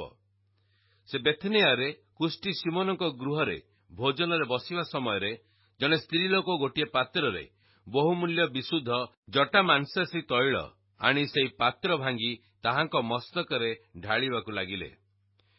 କିନ୍ତୁ କେତେକ ଲୋକ ବିରକ୍ତ ହୋଇ ପରସ୍ପରକୁ କହିଲେ, ଏ ତୈଳ କାହିଁକି ଏପରି ନଷ୍ଟ ହେଲା? ଏହି ତୈଳ ତ 150 ଟଙ୍କାରୁ ଅଧିକ ମୂଲ୍ୟରେ ବିକ୍ରୟ କରାଯାଇ ଦରିଦ୍ରମାନଙ୍କୁ ଦିଆଯାଇ ପାରିଥାନ୍ତା। ତେଣୁ ସେମାନେ ସେ ସ୍ତ୍ରୀ ଲୋକକୁ ଭର୍ତ୍ସନା କରିବାକୁ ଲାଗିଲେ। କିନ୍ତୁ ଯୀଶୁ କହିଲେ, ତାହାକୁ ଛାଡ଼ିଦିଅ, କାହିଁକି ତାହାକୁ କଷ୍ଟ ଦେଉଅଛ? ସେ ମୋ ପ୍ରତି ଉତ୍ତମ କର୍ମ କରିଅଛି। କାରଣ ଦରିଦ୍ରମାନେ ତ ସର୍ବଦା ତୁମ୍ଭମାନଙ୍କ ନିକଟରେ ଅଛନ୍ତି, ଆଉ ତୁମମାନଙ୍କର ଯେତେବେଳେ ଇଚ୍ଛା ସେତେବେଳେ ସେମାନଙ୍କ ଉପକାର କରିପାର, ମାତ୍ର ମୁଁ ସର୍ବଦା ତୁମ୍ଭମାନଙ୍କ ନିକଟରେ ନଥିବି। ତାହାର ଯାହା ସାଧ୍ୟ ସେ ତାହା କରିଅଛି। ସେ ସମାଧି ନିମନ୍ତେ ମୋର ଶରୀରକୁ ପୂର୍ବରୁ ତୈଳରେ ଅଭିଷିକ୍ତ କରିଅଛି। ମୁଁ ତୁମ୍ଭମାନଙ୍କୁ ସତ୍ୟ କହୁଅଛି, ସମସ୍ତ ଜଗତର ଯେକୌଣସି ସ୍ଥାନରେ ସୁସମାଚାର ଘୋଷଣା କରାଯିବ, ସେ ସ୍ଥାନରେ ଏ ସ୍ତ୍ରୀ ଲୋକର ସ୍ମରଣାର୍ଥେ ତାହାର ଏହି କର୍ମର କଥା ମଧ୍ୟ କୁହାଯିବ। ସେଥିରେ 12ଙ୍କ ମଧ୍ୟରୁ ଇସ୍କରିତ ଯିହୁଦା ନାମକ ଜଣେ ତାହାଙ୍କୁ ପ୍ରଧାନ ଯାଜକଙ୍କ ହସ୍ତରେ ସମର୍ପଣ କରିବା ନିମନ୍ତେ ସେମାନଙ୍କ ନିକଟକୁ ଗଲା। ସେମାନେ ତାହା ଶୁଣି ଆନନ୍ଦିତ ହେଲେ ଓ ତାହାକୁ ଟଙ୍କା ଦେବା ପାଇଁ ପ୍ରତିଜ୍ଞା କଲେ। ସେଥିରେ ସେ ତାହାକୁ ସୁବିଧା ଅନୁସାରେ କିପରି ଧରାଇ ଦେଇପାରେ ଏହା ଅନ୍ୱେଷଣ କରିବାକୁ ଲାଗିଲା। ପରେ ଖମିର ଶୂନ୍ୟ ରୋଟି ପର୍ବର ପ୍ରଥମ ଦିନରେ, ଯେଉଁଦିନ ନିସ୍ତାର ପର୍ବର ମେଷଶାବକ ବଳିଦାନ କରାଯାଏ, ସେହିଦିନ ତାହାଙ୍କ ଶିଷ୍ୟମାନେ ତାହାଙ୍କୁ ପଚାରିଲେ, ଆମ୍ଭେମାନେ ଯାଇ କେଉଁ ସ୍ଥାନରେ ଆପଣଙ୍କ ନିମନ୍ତେ ନିସ୍ତାର ପର୍ବର ଭୋଜ ପ୍ରସ୍ତୁତ କରିବୁ ବୋଲି ଆପଣ ଇଚ୍ଛା କରନ୍ତି? ସେଥିରେ ସେ ଆପଣା ଶିଷ୍ୟମାନଙ୍କ ମଧ୍ୟରୁ 2 ଜଣଙ୍କୁ ଏହା କହି ପଠାଇଲେ, ତୁମ୍ଭେମାନେ ନଗରକୁ ଯାଅ, ଆଉ ଜଳକୁମ୍ଭ ଘେନି ଯାଉଥିବା ଜଣେ ଲୋକ ତୁମ୍ଭମାନଙ୍କୁ ଭେଟିବ, ତାହାର ପଛେ ପଛେ ଯାଅ। ସେ ଯେଉଁ ଗୃହରେ ପ୍ରବେଶ କରିବ, ସେ ଗୃହର କର୍ତ୍ତାଙ୍କୁ କୁହ, ଗୁରୁ ପଚାରୁଛନ୍ତି, ମୁଁ ମୋହର ଶିଷ୍ୟମାନଙ୍କ ସହିତ ଯେଉଁଠାରେ ନିସ୍ତାର ପର୍ବର ଭୋଜନ ପାଳନ କରିବି, ମୋହର ସେହି ଅତିଥିଶାଳା କାହିଁ? ସେଥିରେ ସେ ତୁମ୍ଭମାନଙ୍କୁ ସୁସଜ୍ଜିତ ଓ ପ୍ରସ୍ତୁତ ଗୋଟିଏ ଉପରିସ୍ଥ ବୃହତ୍ କୋଠରୀ ଦେଖାଇଦେବେ। ସେ ସ୍ଥାନରେ ଆମ୍ଭମାନଙ୍କ ପାଇଁ ପ୍ରସ୍ତୁତ କର। ତହିଁରେ ଶିଷ୍ୟମାନେ ପ୍ରସ୍ଥାନ କରି ନଗରରେ ପ୍ରବେଶ କଲେ। ପୁଣି ସେ ସେମାନଙ୍କୁ ଯେପରି କହିଥିଲେ ସେହିପରି ଦେଖି ନିସ୍ତାର ପର୍ବର ଭୋଜ ପ୍ରସ୍ତୁତ କଲେ। ସନ୍ଧ୍ୟା ହୁଅନ୍ତେ ସେ 12ଙ୍କ ସହିତ ଆସିଲେ। ସେମାନେ ବସି ଭୋଜନ କରୁଥିବା ସମୟରେ ଯୀଶୁ କହିଲେ, ମୁଁ ତୁମ୍ଭମାନଙ୍କୁ ସତ୍ୟ କହୁଅଛି, ତୁମ୍ଭମାନଙ୍କ ମଧ୍ୟରୁ ଜଣେ ଯେ କି ମୋ ସାଙ୍ଗରେ ଭୋଜନ କରୁଅଛି, ସେ ମୋତେ ଶତ୍ରୁ ହସ୍ତରେ ସମର୍ପଣ କରିବ। ସେଥିରେ ସେମାନେ ଦୁଃଖିତ ହୋଇ ଜଣ ଜଣ କରି ତାହାଙ୍କୁ ପଚାରିବାକୁ ଲାଗିଲେ, ସେ କଣ ମୁଁ? ସେ ସେମାନଙ୍କୁ କହିଲେ, 12ଙ୍କ ମଧ୍ୟରୁ ଜଣେ ଯେ କି ମୋ ସହିତ ପାତ୍ରରେ ହାତ ବୁଡ଼ାଉଅଛି। ମନୁଷ୍ୟପୁତ୍ରଙ୍କ ବିଷୟରେ ଯେପରି ଲେଖା ଅଛି, ସେହିପରି ସେ ପ୍ରଣାୟନ କରୁଅଛି ସତ୍ୟ। କିନ୍ତୁ ଯେଉଁ ଲୋକ ଦ୍ୱାରା ମନୁଷ୍ୟପୁତ୍ର ଶତ୍ରୁ ହସ୍ତରେ ସମର୍ପିତ ହେଉଅଛନ୍ତି, ହାୟ, ସେ ଦଣ୍ଡର ପାତ୍ର। ସେହି ଲୋକର ଜନ୍ମ ହୋଇନଥିଲେ ତାହା ପକ୍ଷରେ ଭଲ ହୋଇଥାନ୍ତା। ସେମାନେ ଭୋଜନ କରୁଥିବା ସମୟରେ ସେ ରୋଟି ଘେନି ଆଶୀର୍ବାଦ କଲେ ଓ ତାହା ଭାଙ୍ଗି ସେମାନଙ୍କୁ ଦେଇ କହିଲେ, ନିଅ, ଏହା ମୋ ଶରୀର। ପୁଣି ସେ ପାନପାତ୍ର ଘେନି ଧନ୍ୟବାଦ କରି ସେମାନଙ୍କୁ ଦେଲେ ଓ ସମସ୍ତେ ସେଥିରୁ ପାନ କଲେ। ଆଉ ସେ ସେମାନଙ୍କୁ କହିଲେ, ଯେଉଁ ନିୟମରେ ରକ୍ତ ଅନେକଙ୍କ ନିମନ୍ତେ ପାତିତ ହେଉଅଛି, ଏ ମୋହର ସେହି ରକ୍ତ। ମୁଁ ତୁମ୍ଭମାନଙ୍କୁ ସତ୍ୟ କହୁଅଛି, ଯେଉଁଦିନ ମୁଁ ଈଶ୍ୱରଙ୍କ ରାଜ୍ୟରେ ନୂଆକରି ଦ୍ରାକ୍ଷାଫଳର ରସ ପାନ କରିବି, ସେହିଦିନ ପର୍ଯ୍ୟନ୍ତ ଏହା ଆଉ କେବେ ହେଁ ପାନ କରିବି ନାହିଁ। ପୁଣି ସେମାନେ ସ୍ତବଗାନ କଲା ଉତ୍ତାରେ ଜିତ ପର୍ବତକୁ ବାହାରିଗଲେ। ସେତେବେଳେ ଯୀଶୁ ସେମାନଙ୍କୁ କହିଲେ, ଆମ୍ଭେମାନେ ସମସ୍ତେ ବିଘ୍ନ ପାଇବା, କାରଣ ଲେଖା ଅଛି, ଆମ୍ଭେ ମେଷପାଳକକୁ ପ୍ରହାର କରିବା, ଆଉ ମେଷଗୁଡ଼ିକ ଛିନ୍ନ ଭିନ୍ନ ହୋଇଯିବେ। କିନ୍ତୁ ମୁଁ ଉତ୍ଥିତ ହେଲା ଉତ୍ତାରେ ତୁମ୍ଭମାନଙ୍କ ଆଗେ ଆଗେ ଗାଲିଲିକି ଯିବି। ମାତ୍ର ପିତର ତାହାଙ୍କୁ କହିଲେ, ଯଦ୍ୟପି ସମସ୍ତେ ବିଘ୍ନ ପାଇବେ, ତଥାପି ମୁଁ ପାଇବି ନାହିଁ। ଯୀଶୁ ତାହାଙ୍କୁ କହିଲେ, ମୁଁ ତୁମ୍ଭକୁ ସତ୍ୟ କହୁଅଛି, ଆଜି ରାତିରେ କୁକୁଡ଼ା ଦ୍ୱିତୀୟ ଥର ଡାକିବା ପୂର୍ବରୁ ତୁମେ ମୋତେ 3 ଥର ଅସ୍ୱୀକାର କରିବ। କିନ୍ତୁ ସେ ଅତି ଦୃଢ଼ ରୂପେ କହିବାକୁ ଲାଗିଲେ, ଯଦି ମୋତେ ଆପଣଙ୍କ ସାଙ୍ଗରେ ମରିବାକୁ ହୁଏ, ତଥାପି ମୁଁ ଆପଣଙ୍କୁ କେବେ ହେଁ ଅସ୍ୱୀକାର କରିବି ନାହିଁ। ପୁଣି ସମସ୍ତେ ମଧ୍ୟ ସେହି ପ୍ରକାରେ କହିଲେ। ପରେ ସେମାନେ ଗେତ୍ସିମାନି ନାମକ ଗୋଟିଏ ସ୍ଥାନକୁ ଆସିଲେ। ଆଉ ସେ ଆପଣା ଶିଷ୍ୟମାନଙ୍କୁ କହିଲେ, ମୁଁ ପ୍ରାର୍ଥନା କରୁଥିବା ପର୍ଯ୍ୟନ୍ତ ତୁମେମାନେ ଏଠାରେ ବସିଥାଅ। ପୁଣି ସେ ପିତର, ଯାକୁବ ଓ ଯୋହନଙ୍କୁ ସାଙ୍ଗରେ ଘେନି ଅତ୍ୟନ୍ତ ବିସ୍ମୟାନ୍ୱିତ ଓ ବ୍ୟଥିତ ହେବାକୁ ଲାଗିଲେ। ସେଥିରେ ସେ ସେମାନଙ୍କୁ କହିଲେ, ମୋର ପ୍ରାଣ ମୃତ୍ୟୁଭୋଗ କରିବା ପାଇଁ ଅତ୍ୟନ୍ତ ଶୋକାକୁଳ ହେଉଅଛି। ତୁମେମାନେ ଏଠାରେ ରହି ଜାଗିଥାଅ। ପୁଣି ସେ ଅଳ୍ପ ଦୂରକୁ ଯାଇ ଭୂମିରେ ପଡ଼ି ଯଦି ହୋଇପାରେ ସେହି ସମୟ ତାହାଙ୍କଠାରୁ ଯେପରି ଦୂର ହୁଏ, ଏଥି ନିମନ୍ତେ ପ୍ରାର୍ଥନା କରିବାକୁ ଲାଗିଲେ। ଆଉ ସେ କହିଲେ, ଆବ୍ବା ପିତା, ସମସ୍ତ ତୁମର ସାଧ୍ୟ, ଏହି ପାନପାତ୍ର ମୋଠାରୁ ଦୂର କର। ତଥାପି ମୋର ଇଚ୍ଛା ନୁହେଁ, ମାତ୍ର ତୁମ୍ଭର ଇଚ୍ଛା। ପୁଣି ସେ ଆସି ସେମାନଙ୍କୁ ନିଦ୍ରିତ ଦେଖିଲେ ଓ ପିତରଙ୍କୁ କହିଲେ, ସିମୋନ, ତୁମେ କଣ ଶୋଇପଡ଼ିଲ? ଦଣ୍ଡେ ହେଲେ ଜାଗିପାରିଲ ନାହିଁ? ପରୀକ୍ଷାରେ ଯେପରି ନ ପଡ଼, ଏଥିପାଇଁ ଜାଗି ରହି ପ୍ରାର୍ଥନା କର। ଆତ୍ମା ଇଚ୍ଛୁକ ସତ୍ୟ, ମାତ୍ର ଶରୀର ଦୁର୍ବଳ। ସେ ପୁନର୍ବାର ଯାଇ ପୂର୍ବ ପରି କଥା କହି ପ୍ରାର୍ଥନା କଲେ। ପୁନଶ୍ଚ ସେ ଆସି ସେମାନଙ୍କୁ ନିଦ୍ରିତ ଦେଖିଲେ, କାରଣ ସେମାନଙ୍କ ଆଖି ମାଡ଼ି ପଡୁଥିଲା। ଆଉ ସେମାନେ ତାହାଙ୍କୁ କି ଉତ୍ତର ଦେବେ ତାହା ଜାଣିନଥିଲେ। ସେ ତୃତୀୟ ଥର ଆସି ସେମାନଙ୍କୁ କହିଲେ, ଅଳ୍ପ କ୍ଷଣ ଶୟନ କରି ବିଶ୍ରାମ କର, ଯଥେଷ୍ଟ ହେଲାଣି। ସେହି ସମୟ ଉପସ୍ଥିତ। ଦେଖ, ମନୁଷ୍ୟପୁତ୍ର ପାପୀମାନଙ୍କ ହସ୍ତରେ ସମର୍ପିତ ହେଉଅଛନ୍ତି। ଉଠ, ଆମ୍ଭେମାନେ ଯିବା। ଦେଖ, ଯେ ମୋତେ ଶତ୍ରୁ ହସ୍ତରେ ସମର୍ପଣ କରୁଅଛି, ସେ ନିକଟବର୍ତ୍ତୀ। ଆଉ ତତ୍କ୍ଷଣାତ୍ ସେ କଥା କହୁଥିବା ସମୟରେ ଦ୍ୱାଦଶଙ୍କ ମଧ୍ୟରୁ ଯିହୁଦା ନାମକ ଜଣେ ଏବଂ ତାହା ସହିତ ପ୍ରଧାନ ଯାଜକ, ଶାସ୍ତ୍ରୀ ଓ ପ୍ରାଚୀନ ବର୍ଗମାନଙ୍କଠାରୁ ଲୋକସମୂହ ଖଡ୍ଗ ଓ ଯଷ୍ଟି ଧରି ଆସିଲେ। ତାହାଙ୍କୁ ଶତ୍ରୁ ହସ୍ତରେ ସମର୍ପଣକାରୀ ସେମାନଙ୍କୁ ଏହି ସଙ୍କେତ ଦେଇ କହିଥିଲା, ମୁଁ ଯାହାକୁ ଚୁମ୍ବନ କରିବି ସେ ସେହି, ତାହାଙ୍କୁ ଧରି ସାବଧାନରେ ଘେନିଯିବ। ଏଣୁ ସେଇକ୍ଷଣି ତାହାଙ୍କ ପାଖକୁ ଯାଇ ହେ ଗୁରୁ ବୋଲି କହି ତାଙ୍କୁ ବହୁତ ଚୁମ୍ବନ କଲା। ସେଥିରେ ସେମାନେ ତାହାଙ୍କ ଉପରେ ହାତ ପକାଇ ତାହାଙ୍କୁ ଧରିଲେ। କିନ୍ତୁ ପାଖରେ ଠିଆ ହୋଇଥିବା ଲୋକମାନଙ୍କ ମଧ୍ୟରୁ ଜଣେ ଖଣ୍ଡା ବାହାର କଲେ ଏବଂ ମହାଯାଜକଙ୍କ ଦାସକୁ ଆଘାତ କରି ତାହାର କାନ କାଟି ପକାଇଲେ। ଯୀଶୁ ସେମାନଙ୍କୁ ଉତ୍ତର ଦେଲେ, ଡକାୟତ ବିରୁଦ୍ଧରେ ବାହାରିବା ପରି ଖଣ୍ଡା ଓ ଠେଙ୍ଗା ଘେନି ତୁମ୍ଭେମାନେ କଣ ମୋତେ ଧରିବାକୁ ଆସିଲ? ମୁଁ ପ୍ରତିଦିନ ତୁମ୍ଭମାନଙ୍କ ସହିତ ମନ୍ଦିରରେ ଥାଇ ଶିକ୍ଷା ଦେଉଥିଲି, କିନ୍ତୁ ତୁମ୍ଭେମାନେ ତ ମୋତେ ଧରିଲ ନାହିଁ। ମାତ୍ର ଧର୍ମଶାସ୍ତ୍ରର ବାକ୍ୟ ସମୂହ ଯେପରି ସଫଳ ହୁଏ, ଏଥି ନିମନ୍ତେ ଏହି ସମସ୍ତ ଘଟୁଅଛି। ସେତେବେଳେ ସମସ୍ତେ ତାହାଙ୍କୁ ଛାଡ଼ି ପଳାଇଗଲେ। କିନ୍ତୁ ଜଣେ ଯୁବା ଫୁଙ୍ଗା ଦେହରେ ଖଣ୍ଡେ ସରୁ ଚାଦର ଘୋଡ଼ାଇ ତାହାଙ୍କ ପଛେ ପଛେ ଗୋଡ଼ାଇ ଯାଉଥିଲା। ସେମାନେ ତାହାକୁ ଧରିଲେ। ମାତ୍ର ସେହି ସରୁ ଚାଦର ଖଣ୍ଡିକ ଛାଡ଼ିଦେଇ ଫୁଙ୍ଗା ଦେହରେ ପଳାଇଗଲା। ପରେ ସେମାନେ ଯୀଶୁଙ୍କୁ ମହାଯାଜକ ନିକଟକୁ ଘେନିଗଲେ। ପୁଣି ପ୍ରଧାନ ଯାଜକ, ପ୍ରାଚୀନ ଓ ଶାସ୍ତ୍ରୀମାନେ ସମସ୍ତେ ଆସି ଏକତ୍ର ହେଲେ। ପିତର ଦୂରରେ ରହି ତାଙ୍କ ପଛେ ପଛେ ମହାଯାଜକଙ୍କ ପ୍ରାଙ୍ଗଣ ଭିତରକୁ ଗଲେ ଓ ପଦାତିକମାନଙ୍କ ସହିତ ବସି ନିଆଁ ପୁଆଉଥିଲେ। ଇତିମଧ୍ୟରେ ପ୍ରଧାନ ଯାଜକମାନେ ଓ ସମସ୍ତ ମହାସଭା ଯୀଶୁଙ୍କୁ ବଧ କରିବା ନିମନ୍ତେ ତାହାଙ୍କ ବିରୁଦ୍ଧରେ ସାକ୍ଷ୍ୟ ଅନ୍ୱେଷଣ କରିବାକୁ ଲାଗିଲେ, କିନ୍ତୁ ପାଇଲେ ନାହିଁ। କାରଣ ଅନେକେ ତାହାଙ୍କ ବିରୁଦ୍ଧରେ ମିଥ୍ୟା ସାକ୍ଷ୍ୟ ଦେଲେ ହେଁ ସେମାନଙ୍କର ସାକ୍ଷ୍ୟ ମିଶିଲା ନାହିଁ। ପରେ କେତେକ ଲୋକ ଉଠି ତାହାଙ୍କ ବିରୁଦ୍ଧରେ ମିଥ୍ୟା ସାକ୍ଷ୍ୟ ଦେଇ କହିବାକୁ ଲାଗିଲେ, ଆମ୍ଭେମାନେ ଏହାକୁ ଏତେ କଥା କହିବା ଶୁଣିଅଛୁ। ମୁଁ ଏହି ହସ୍ତକୃତ ମନ୍ଦିରକୁ ଭାଙ୍ଗି 3 ଦିନ ମଧ୍ୟରେ ଆଉ ଗୋଟିଏ ଅଧହସ୍ତକୃତ ମନ୍ଦିର ନିର୍ମାଣ କରିବି। କିନ୍ତୁ ଏଥିରେ ମଧ୍ୟ ସେମାନଙ୍କ ସାକ୍ଷ୍ୟ ମିଶିଲା ନାହିଁ। ତହିଁରେ ମହାଯାଜକ ମଧ୍ୟସ୍ଥଳରେ ଠିଆ ହୋଇ ଯୀଶୁଙ୍କୁ ପଚାରିଲେ, ତୁମ୍ଭ ବିରୁଦ୍ଧରେ ଏମାନେ ଯେଉଁ ସାକ୍ଷ୍ୟ ଦେଉଅଛନ୍ତି, ସେଥିର କିଛି ଉତ୍ତର ଦେଉନାହଁ? କିନ୍ତୁ ସେ ମୌନ ହୋଇ ରହି କୌଣସି ଉତ୍ତର ଦେଲେ ନାହିଁ। ମହାଯାଜକ ପୁନର୍ବାର ତାହାଙ୍କୁ ପଚାରିଲେ, ତୁମେ କି ମଙ୍ଗଳମୟଙ୍କ ପୁତ୍ର ଖ୍ରୀଷ୍ଟ? ଯୀଶୁ କହିଲେ, ମୁଁ ସେହି। ପୁଣି ଆପଣମାନେ ମନୁଷ୍ୟପୁତ୍ରଙ୍କୁ ପରାକ୍ରମ ଦକ୍ଷିଣ ପାର୍ଶ୍ୱରେ ଉପବିଷ୍ଟ ଓ ଆକାଶର ମେଘବାଳରେ ଆଗମନ କରିବା ଦେଖିବେ। ସେଥିରେ ମହାଯାଜକ ଆପଣା ଅଙ୍ଗରଖା ଚିରି କହିଲେ, ସାକ୍ଷୀରେ ଆମ୍ଭମାନଙ୍କର ଆଉ କଣ ପ୍ରୟୋଜନ? ଆପଣମାନେ ତ ଈଶ୍ୱର ନିନ୍ଦା ଶୁଣିଲେ। ଆପଣମାନଙ୍କର ବିଚାର କଣ? ଏଥିରେ ସେମାନେ ସମସ୍ତେ ସେ ପ୍ରାଣଦଣ୍ଡର ଯୋଗ୍ୟ ବୋଲି ମତ ଦେଲେ। ପୁଣି କେହି କେହି ତାହାଙ୍କ ଉପରେ ଛେପ ପକାଇବାକୁ ଲାଗିଲେ ଓ ତାହାଙ୍କ ମୁହଁ ଘୋଡ଼ାଇ ତାହାଙ୍କୁ ବିଧା ମାରି କହିବାକୁ ଲାଗିଲେ, ତୁ ପରା ଭାବବାଦୀ, ପ୍ରମାଣ ଦେ। ଆଉ ପଦାତିକମାନେ ଚାପୁଡ଼ା ମାରୁ ମାରୁ ତାହାଙ୍କୁ ଧରି ଘେନିଗଲେ। ଇତିମଧ୍ୟରେ ପିତର ତଳେ ପ୍ରାଙ୍ଗଣରେ ଥିବା ସମୟରେ ମହାଯାଜକଙ୍କର ଜଣେ ଦାସୀ ଆସି ପିତରଙ୍କୁ ନିଆଁ ପୁଆଉଥିବା ଦେଖିଲେ। ଆଉ ତାଙ୍କୁ ଏକ ଦୃଷ୍ଟିରେ ଚାହିଁ କହିଲା, ତୁମେ ମଧ୍ୟ ନାଜରିତ ଯୀଶୁଙ୍କ ସାଙ୍ଗରେ ଥିଲ। କିନ୍ତୁ ସେ ଅସ୍ୱୀକାର କରି କହିଲେ, ମୁଁ ତାହାଙ୍କୁ ଜାଣେ ନାହିଁ। ଆଉ ତୁମେ କଣ କହୁଛ ମୁଁ କିଛି ବୁଝୁନାହିଁ। ପରେ ସେ ଦାଣ୍ଡ ଦୁଆରକୁ ବାହାରିଗଲେ। ପୁଣି ସେ ଦାସୀ ତାହାଙ୍କୁ ଦେଖି ପାଖରେ ଠିଆ ହୋଇଥିବା ଲୋକମାନଙ୍କ ମଧ୍ୟରୁ ଆଉ ଥରେ କହିବାକୁ ଲାଗିଲା, ଏ ସେମାନଙ୍କ ମଧ୍ୟରୁ ଜଣେ। କିନ୍ତୁ ସେ ପୁନର୍ବାର ଅସ୍ୱୀକାର କରିବାକୁ ଲାଗିଲେ। ପୁନଶ୍ଚ ଅଳ୍ପ ସମୟ ପରେ ପାଖରେ ଠିଆ ହୋଇଥିବା ଲୋକମାନେ ପିତରଙ୍କୁ କହିଲେ, ତୁମେ ନିଶ୍ଚୟ ସେମାନଙ୍କ ମଧ୍ୟରୁ ଜଣେ, କାରଣ ତୁମେ ତ ଗାଲିଲୀୟ ଲୋକ।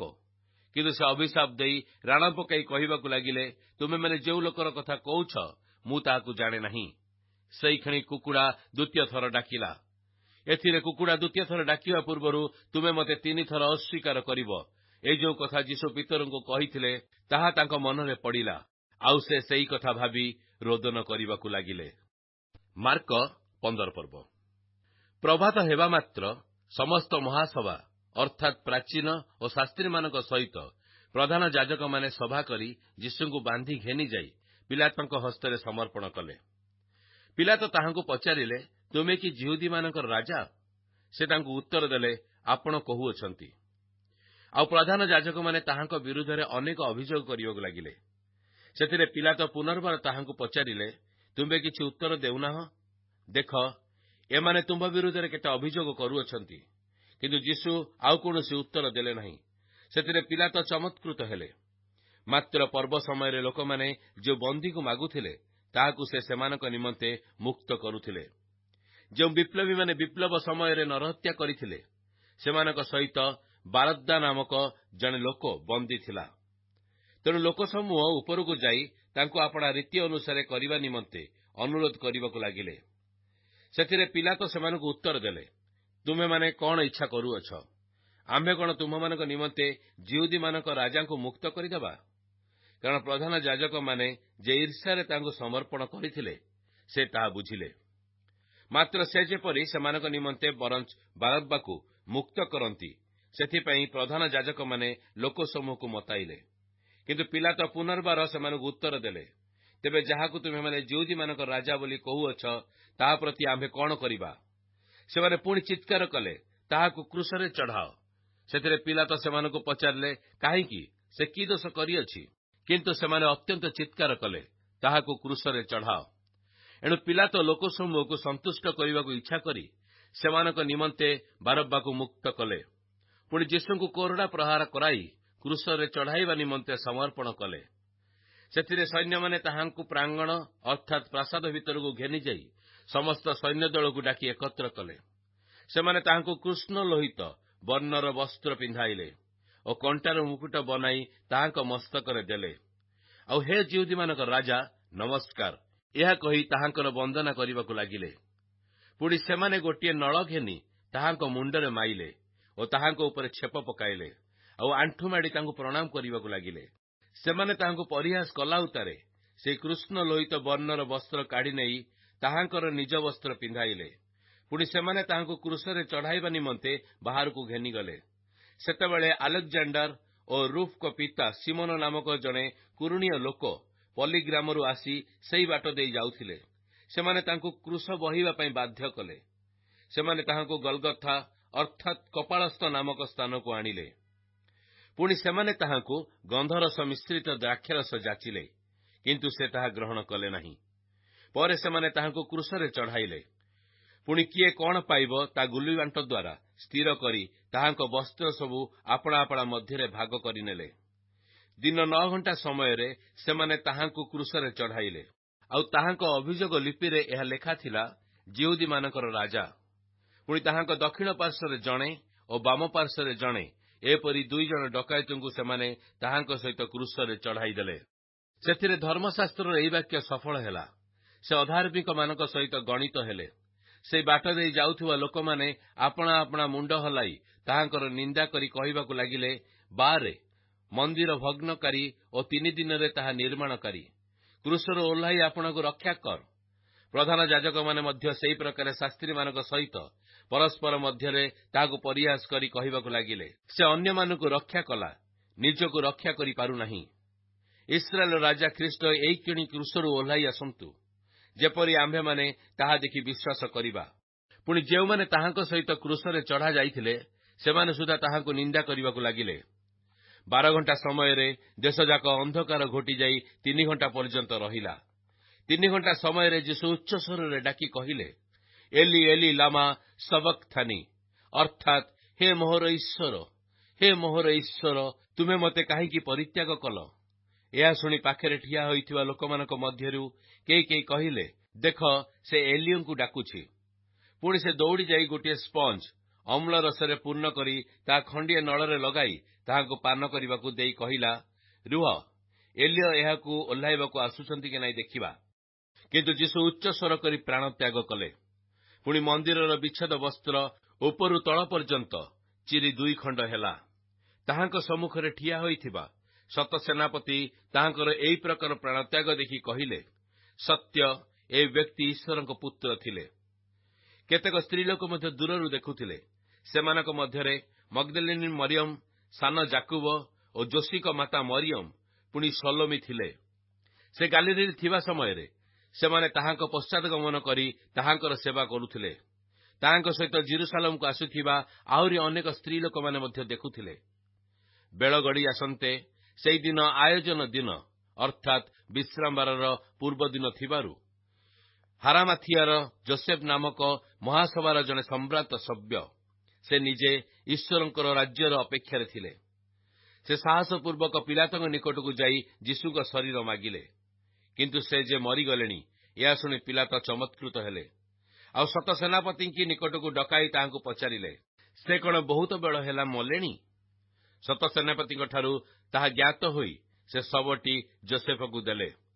ସେ ଖଣ୍ଡିଏ ସୂକ୍ଷ୍ମ ବସ୍ତ୍ର କିଣି ତାହାଙ୍କୁ ଓହ୍ଲାଇ ଆଣି ସେଥିରେ ତାହାଙ୍କୁ ଗୁଡ଼ାଇଲେ ଓ ପାହାଡ଼ରେ ଖୋଳା ହୋଇଥିବା ଗୋଟିଏ ସମାଧିରେ ତାହାଙ୍କୁ ଥୋଇଦେଇ ସମାଧି ଦ୍ୱାରରେ ଖଣ୍ଡିଏ ପଥର ଗଡ଼ାଇ ଦେଲେ। ତାହାଙ୍କୁ କେଉଁ ସ୍ଥାନରେ ରଖାଗଲା ତାହା ମଗ୍ଦଲିନୀ ମରିୟମ ଓ ଯୋଶୀଙ୍କ ମାତା ମରିୟମ ଦେଖିଲେ। ମାର୍କ 16 ପର୍ବ। ବିଶ୍ରାମବାରର ଗତ ହେଲା ଉତ୍ତାରେ ମଗ୍ଦଲିନୀ ମରିୟମ, ଜାକୁବଙ୍କ ମାତା ମରିୟମ ଓ ସଲୋମୀ ସୁଗନ୍ଧି ଦ୍ରବ୍ୟ କିଣିଲେ, ଯେପରି ସେମାନେ ଯାଇ ତାହାଙ୍କୁ ମଖାଇ ଦେଇ ପାରନ୍ତି। ପୁଣି ସପ୍ତାହର ପ୍ରଥମ ଦିବସର ଅତି ପ୍ରତ୍ୟୁଷରେ ସେମାନେ ସମାଧି ନିକଟକୁ ଗଲେ। ସେତେବେଳେ ସୂର୍ଯ୍ୟ ଉଠିଥିଲା। ସେମାନେ ପରସ୍ପର କୁହାକୁହି ହେଉଥିଲେ, କିଏ ଆମ୍ଭମାନଙ୍କ ପାଇଁ ସମାଧି ଦ୍ୱାରରୁ ପଥର ଗଡ଼ାଇ ଦେବ, କାରଣ ତାହା ଅତି ବୃହତ୍ ଥିଲା। ଏପରି ସମୟରେ ସେମାନେ ଚାହିଁ ଦେଖିଲେ ଯେ ପଥର ଗଡ଼ାଇ ଦିଆଯାଇଛି।